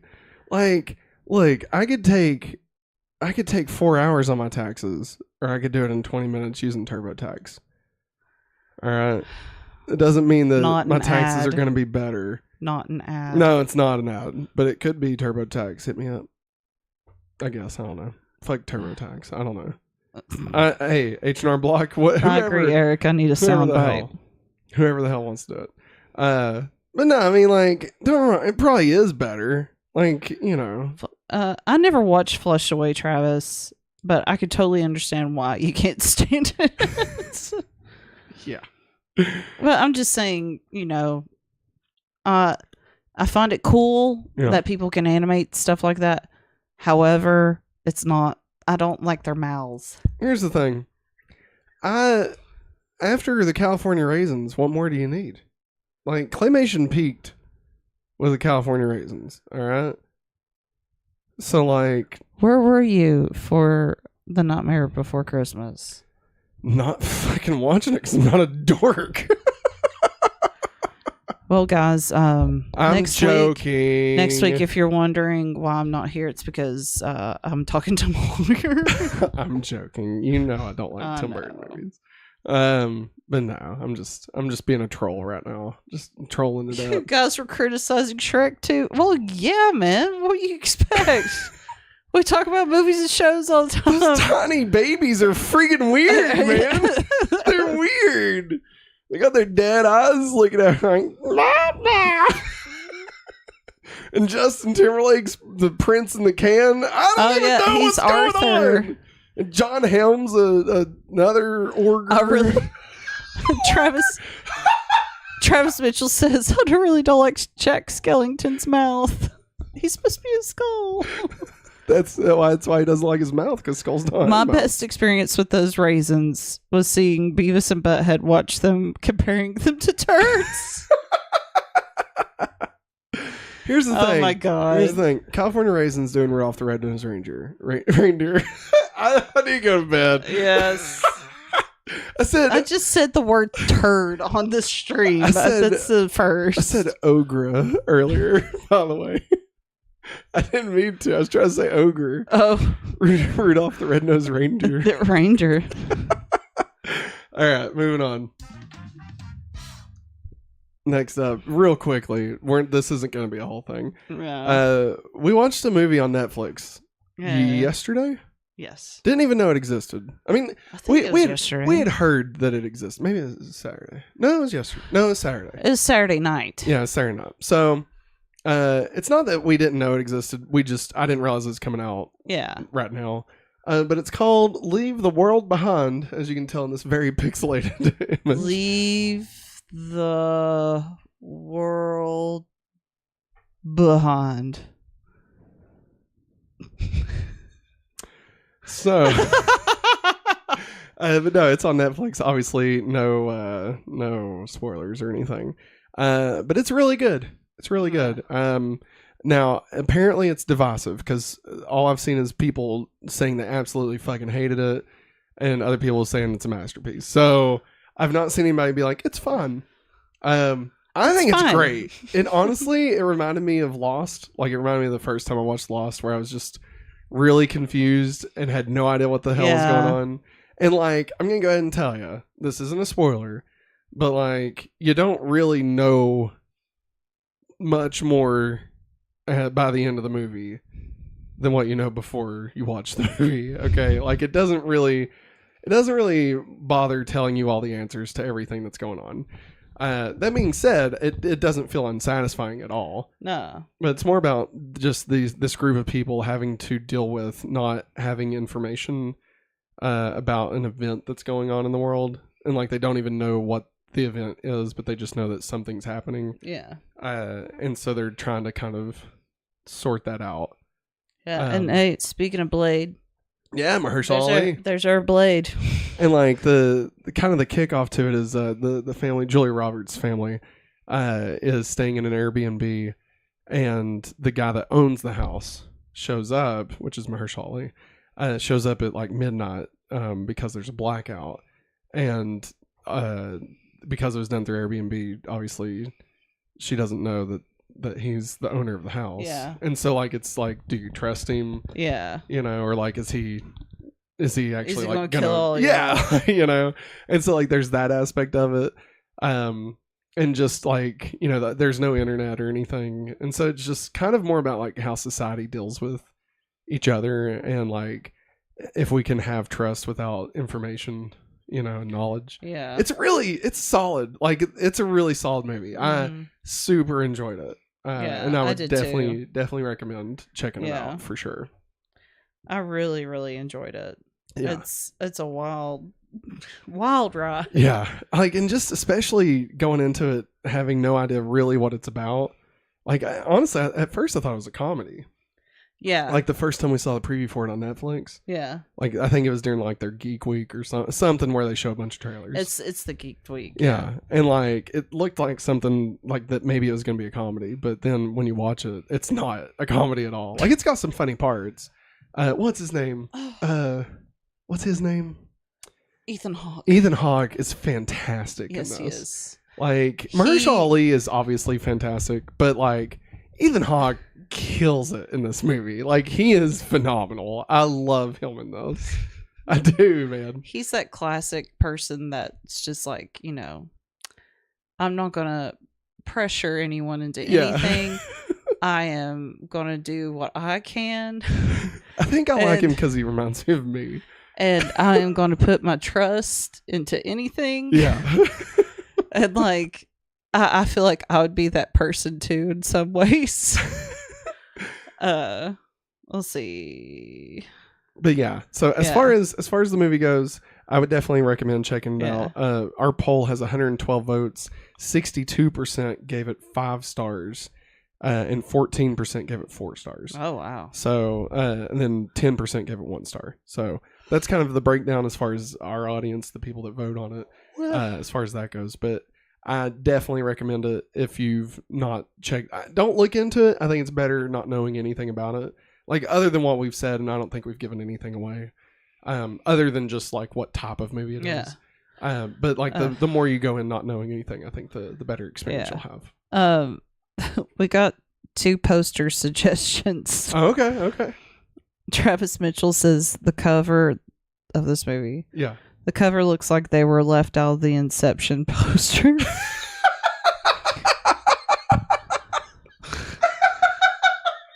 And then Eric's, that's which fantastic. I think Eric's is my favorite. And Eric says the cover looks like they were left out of the Now You See Me poster. Oh my God, you guys. That's great. That's great. And so Eric good. says Ethan Hawke is an extremely excellent actor. Last movie I saw him with him in it was Black Phone. Yeah, we've not watched that yet. We still haven't checked that out. No. We need to. They're making a sequel. Yeah. And I don't know if it's a type of movie you can do a sequel easily. But is he in I always get it mixed up with, is it Insidious? Is that what it's called? I don't know. No, wait. Which one's not the one that has the dude from The Conjuring in it? Because there's that one. That's Insidious Red Door. That's Insidious. Okay. Yeah. There's another one, and I think it has Ethan Hawke in it. And it's called like, it was around the same time. And like, it's another like horror kind of ghost demon movie. I'll look it up. You get us caught up on chat.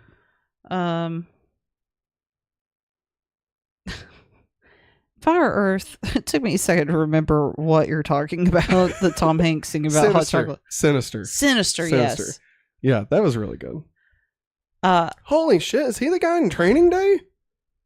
I didn't realize he is. that. He is. Wow. Yeah. I'm pretty certain I've watched that one. He's in The Purge? The original Purge? Dang on. Ethan Hawke. Wow. Yeah. Sorry. Anyway, what was you saying about... That's where my Hawke gets all of her acting skills. Oh, yeah, and that's his daughter. Uma Thurman also. Yeah. Poison Ivy? Yeah, Poison Ivy. Anyway. Anyways. She was made by Lionel Luthor. I think that's like my favorite thing that you blew my mind with. Because I watched that movie so many times as a kid. Old John Glover, man. And then gloving it up. When he said that, John Glover's the scientist that made Poison Ivy, I was like, oh my God, it is. So good. So good, man. God. Super talented. All right. But anyways, the thing about the hot chocolate took me a second to remember what you was talking about. See, I'm already trying to erase it from my mind. What are we talking about? Polar Express, apparently. Why the fuck were you still talking about that garbage fucking movie? God. Fucking Polar Express, more like express way to fucking lame town.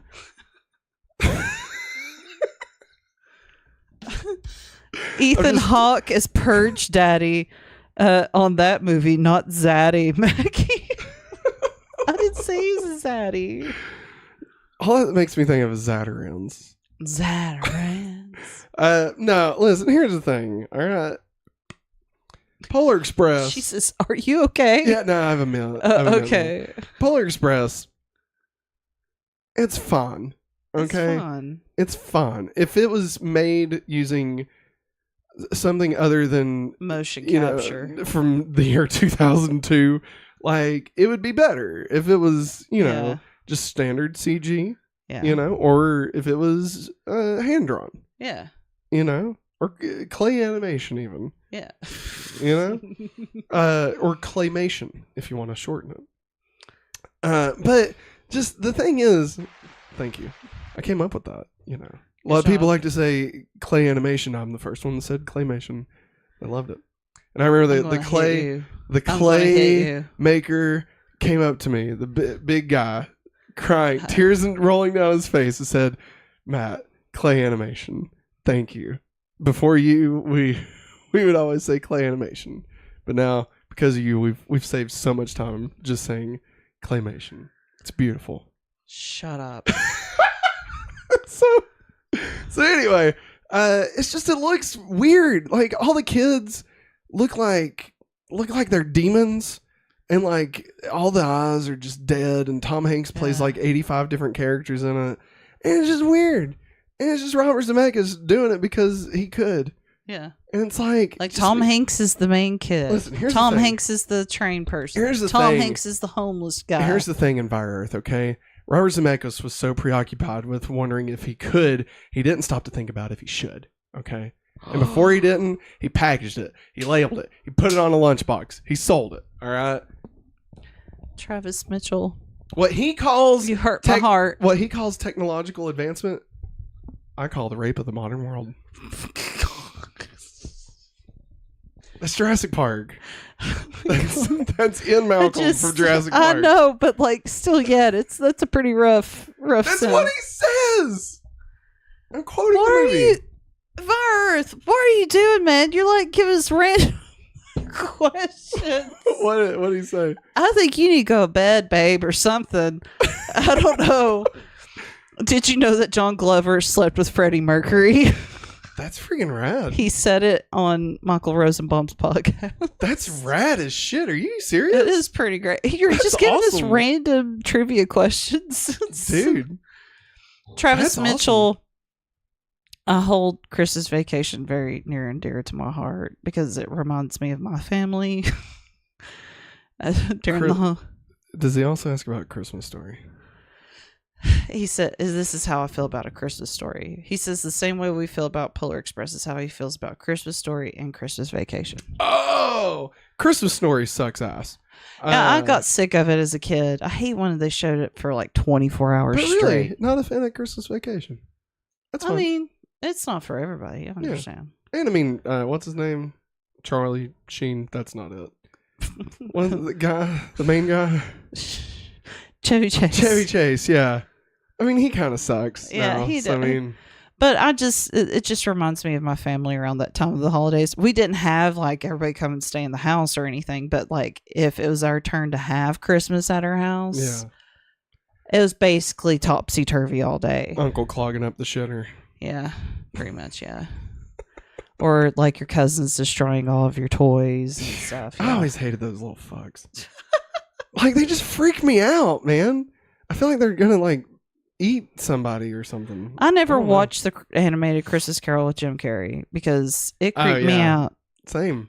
Why would I want to do that? I already watched Polar Express and wanted to just never watch anything ever again. You Well, know? I was like, why do they keep on doing this? That's why. And then they did Beowulf. And then they did Monster House. And then he went back and made Flight. So there you go. He learned his lesson. All right. He's like, fine, I'll just go back to making real stuff. Eric, that's great. What did he say? He said, Ford Chevy Chase. Oh my God, Eric. Oh my God. I love it. That's fantastic. That's the dad joke did all dad jokes. God damn, Eric. That's great. That's ridiculous. Oh my God. All right. Let's add it to From it. Tony's frozen pizza ads from the early 2000s. It does. It does. That's hilarious. I'm so sorry, guys. The Polar Express. I mean, what else is there to say about the Polar Express other than it's just the worst? Scary. You know. All right, everybody. Let's. What? The CGI Martin Lawrence who crawled out of the TV in Martin was enough nightmare fuel for me. So imagine we saw that last week. Imagine a whole movie of that, but they're on a train. Okay. Because we saw that on Super Nice Playback last week. No, I think we talked about it. I don't think it was on the show. I think it was. I don't think it was on there. I don't think we saw Martin on there. I don't really have any Martin recorded. Unless me and you watched it on YouTube. I think it was brought up. Oh. Like, I think it was talked about, but I don't think we saw it. Like, I have the visual in my brain. Maybe you're just that good at imagining things. I think it's YouTube. Like, me and you watched it. You know what? Maybe you did. And maybe I blacked it out. And maybe I was busy talking about, Power Rangers or some shit. I think you were. Hey, does anybody else think the first Aquaman movie looks a lot like Power Rangers? Jesus. Oh, God. I agree with that. Does. All right. Let's add these to our ranking. So currently the winner of 2023 ranking at number 8, Good Burger 2. Number 7, Disney's Wish. Number 6, The Marvels. Number 5, All the Light We Cannot See. Number 4, Trolls Band Together. Number 3, Scott Pilgrim Takes Off. Number 2, Loki. And at number 1, Godzilla -1. So really it's Godzilla's number 0. Yep. So Maggie, where do you want to put The Boy and the Bird? The Heron. The bird is the word. I think Eric said that earlier, and I didn't call it out, but I just now got it. I will say because I didn't get it at the time, but now I get it. I want to say the new number 5. New number 5. Let's see. So above All the Light We Cannot See. Yeah. I mean, or underneath All the Light We Cannot See. I can see it going either way. For The Boy and the Heron. Yeah. I'm more down at the new number 8. I'd put it below Disney's Wish. We can talk it out. I want us to talk it out. But that's where I'm currently at. Like, it was fine. Like, which would I want to rewatch sooner? That's the way I'm looking Burger at it. 2. Probably not. It was fine. I gave The Boy and the Heron a 3 in the poll. Just so we're clear. Oh my god. I thought I liked it. I didn't really like it, and I didn't love it, but I liked it. And so that's where I'm at, you know? Travis Mitchell said the first Aquaman looks like a Mucinex ad showing you how the medicine fights the mucus in your sinuses. You just described Osmosis Jones, and I love it. Yeah, brother, you did. All right. Oh boy, I hope it's without Bill Murray. What? Garfield? Garfield's Bill Murray.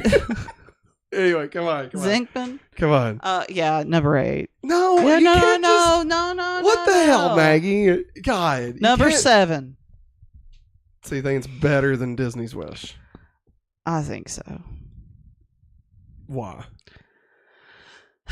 Sell me on it, salesman. I think The Boy and the Heron has a much stronger story to it than Wish does. Yes, Wish has a good story to it. I agree. I agree. Beautiful music. It's beautiful. I want to hear what you're saying. However, I feel like that this story with The Boy and the Heron, I feel like I'm in like high school and college again. I'm getting anxiety. I just realized I was on the one on me the entire time you were talking. I'm sorry, I didn't realize it. I just realized it. Anyways. It's like all they saw the whole time you were talking was me doing this. That's it. That's all they got. All right. Anyways. I just feel like this story sticks a little bit better in my mind. Like I do like now that you bring it up, like the inciting incident is stronger than anything in Wish, for sure. Yeah, okay. But you think the Marvels was better? Yeah.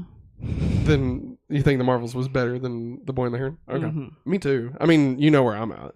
Okay. I'm down with that. I'm down with putting it above Disney's Wish. No, we don't have turkey for Christmas. Some people do. Some people do. I like pizza on Christmas. That's just me. I mean, that's just depending on like my mom in the past. She's done pasta. Like we do different kinds of pasta, or I know we done like sandwiches one year. It just depends on everybody's families. Around here, I would say ham is around where we live. It's more of a ham. Yeah, holiday. I picked up a ham at Sam's Club. I'm not a big ham person. Yeah, see, your mom was mentioning that last week. I just don't like ham that much. She said, "Oh, I could get a ham." I was like, "Matt's not a big ham person, especially when you pour pineapple on it. Like, what the fuck?" I love the brown sugar ones. Those are so good. I like barbecue. We eat chicken for Christmas in El Salvador. Ooh. Fried chicken. I would like that. I actually do like fried chicken for Christmas. I think I want to say that's a Japanese thing. Like, I want to say like KFC is. Well, it's over the years probably, but I say there's other things too that they eat. Well, yeah. I feel like for some reason I feel like KFC's a thing. I know that like for New Year's they fix like bento boxes with different little things in them. I have ham on Christmas. What's the deal with KFC and Christmas in Japan? There you go. They have a whole thing. Nice with honey, yeah. The campaign started in the 70s to tempt tourists and expats with chicken on Christmas Day when they couldn't find turkey to eat. And was the brainchild of Takashi Okawara, the manager of the first KFC in the country, according to the BBC. Well, good job, Takashi. Actually, I mean, for real though, like something about fried chicken. I don't know, like it feels Christmas. Well, it is, yeah. Especially you get it in that big bucket with a reef hanging around it. You know, wash it down with a nice glass of eggnog. Eggnog.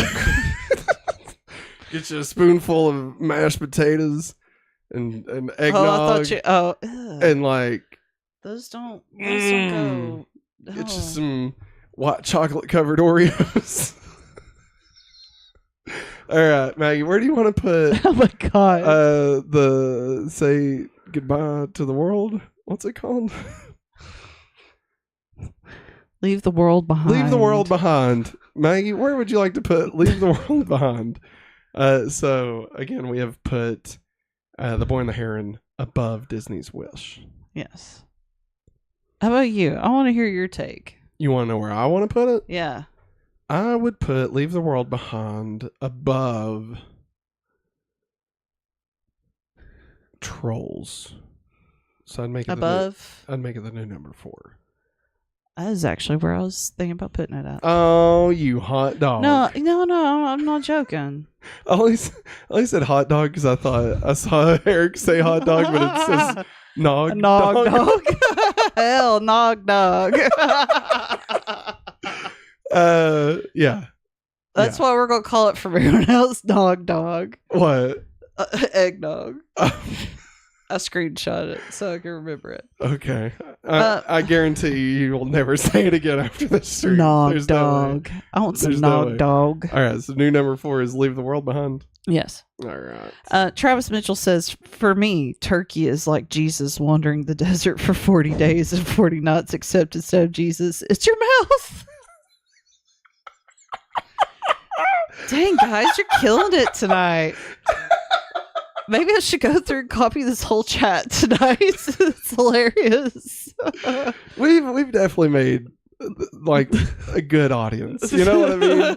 Like these are our people. You know, I really love it. I love that we found our tribe. You know what I mean? Traditions for Christmas Eve. We go to my mom's on Christmas Eve. Because she reminded me of that today. I was like, what days are Christmas on? Where are we coming over to yours? She said, it's always Christmas Eve, Maggie. Is it? I'm like, I don't remember that. I don't remember it being always on Christmas Eve. Me neither. Yeah.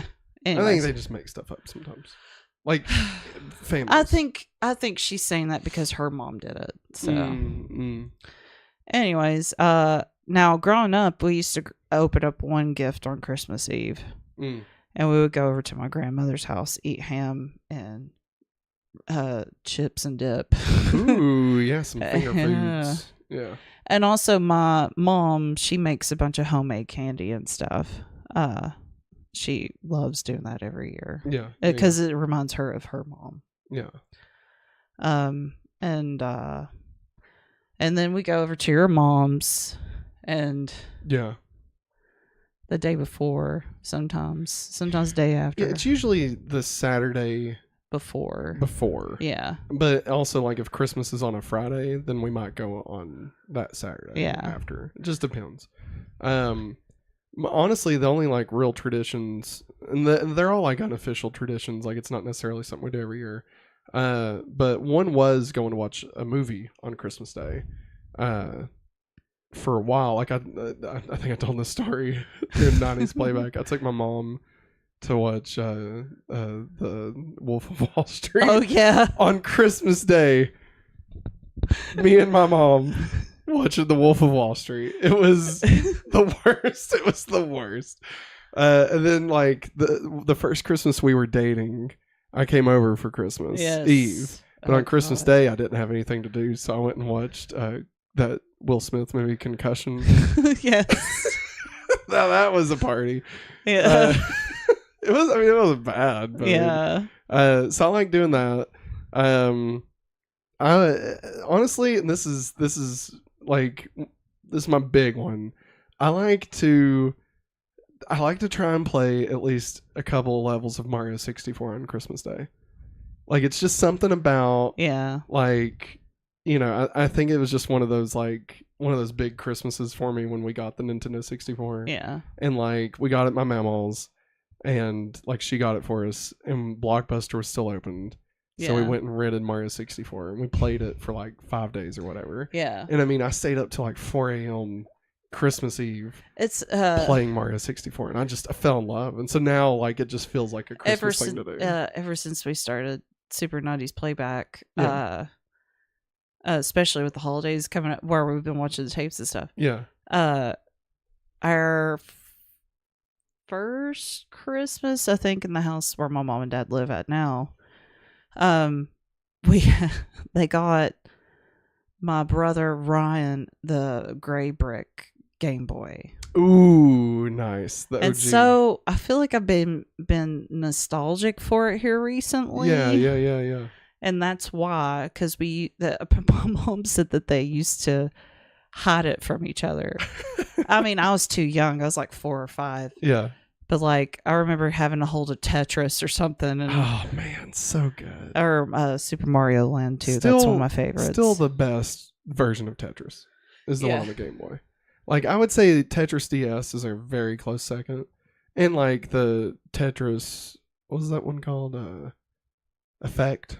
Yeah. The VR one. Oh, now God. that one's great too. That one's wild. But like I feel like just the OG green Yeah. Game Boy. And like it's just that's where it's at. I guess where I was so young, I didn't understand about a backlight.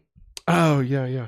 So we lost power, I guess, our first winter up there. Yeah. And so like we had these old kerosene lamps, and like here I am holding it up to that lamp as closely as I could so I could play something with electricity in it, because I didn't. Oh, that's awesome. Yeah, I didn't understand. That's awesome.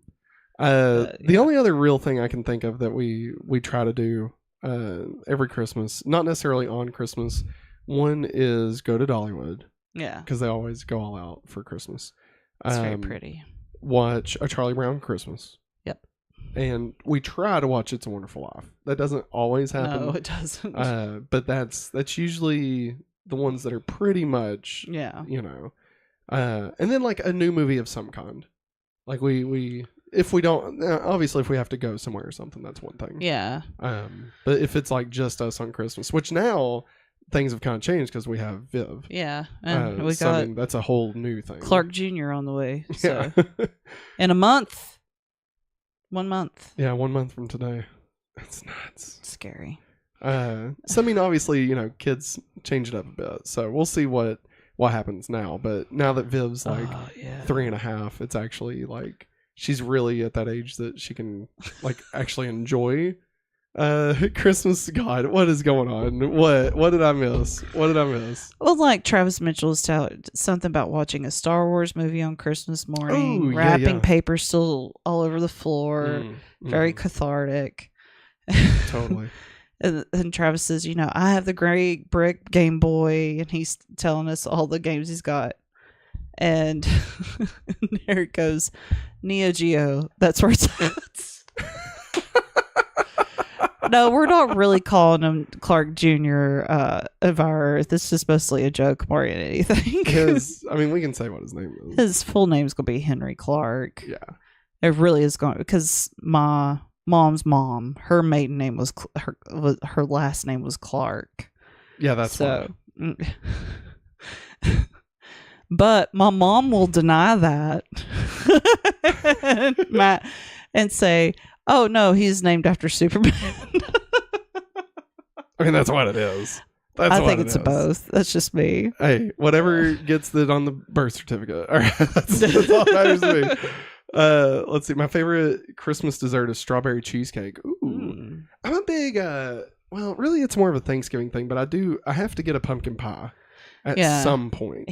During the holidays, during this time in America, it's like there's Thanksgiving, then there's Christmas right around the bend. So I would say he always tries to get a pumpkin pie and stuff. And usually white chocolate covered Oreos is another one that I like. Yeah, which I'm going to make you some this year. Whoop, whoop. So we don't have to pay out the wazoo for that little package that Oreos makes themselves. It comes with like 10 for like $78. Oh, $5. Thank you very much. It feels like. I had the original flat Game Boy Advance, which also didn't have a black light. So I remember the pain of having to fight to be next to the lamp at a friend's house, or dreading my mom's driving through a tunnel. Dude, same. Flan for Christmas. Ooh, I bet one that's year, good. 1 year for Christmas, I got the. It wasn't the Pokemon Game Boy, but it was a yellow Game Boy Color and Pokemon Gold, and that was my first ever. Like that was my Game Boy. We had the gray one, but like it hadn't really been used for a while.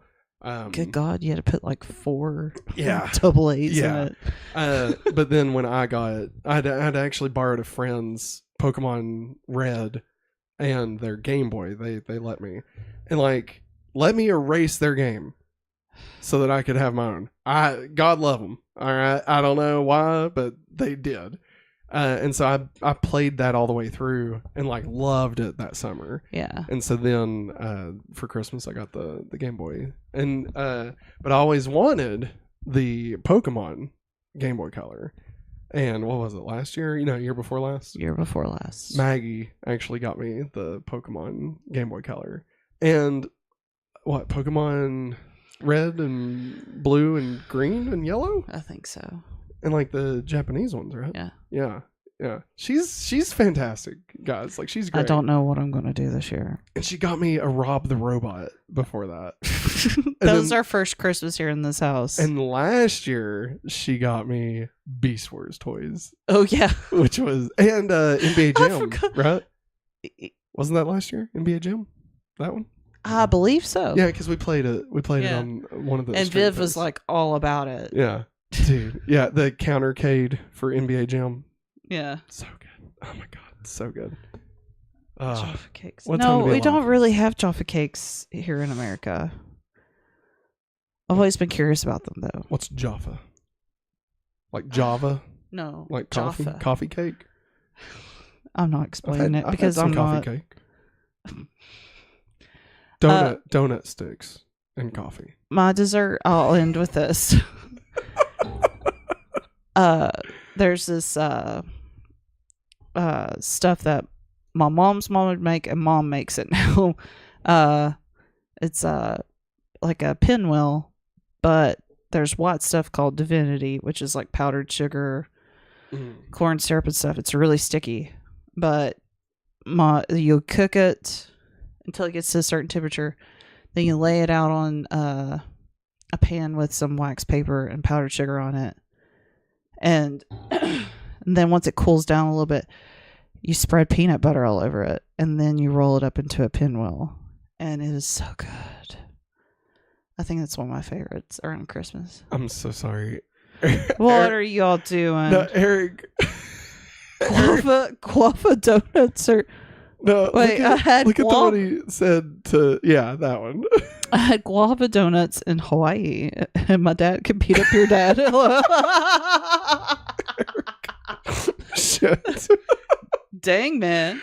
Oh, Jaffa cakes are orange and chocolate. I knew it had something to do with orange. Soft biscuits / cakes. Okay. Yeah, I like chocolate and orange together. Oh, my God. Guava donuts do sound delicious, man. Travis Mitchell, I swear I could make a movie about watching my two uncles trying to catch Missing No, the glitch Pokemon Red Blue. Dude, that would be insane.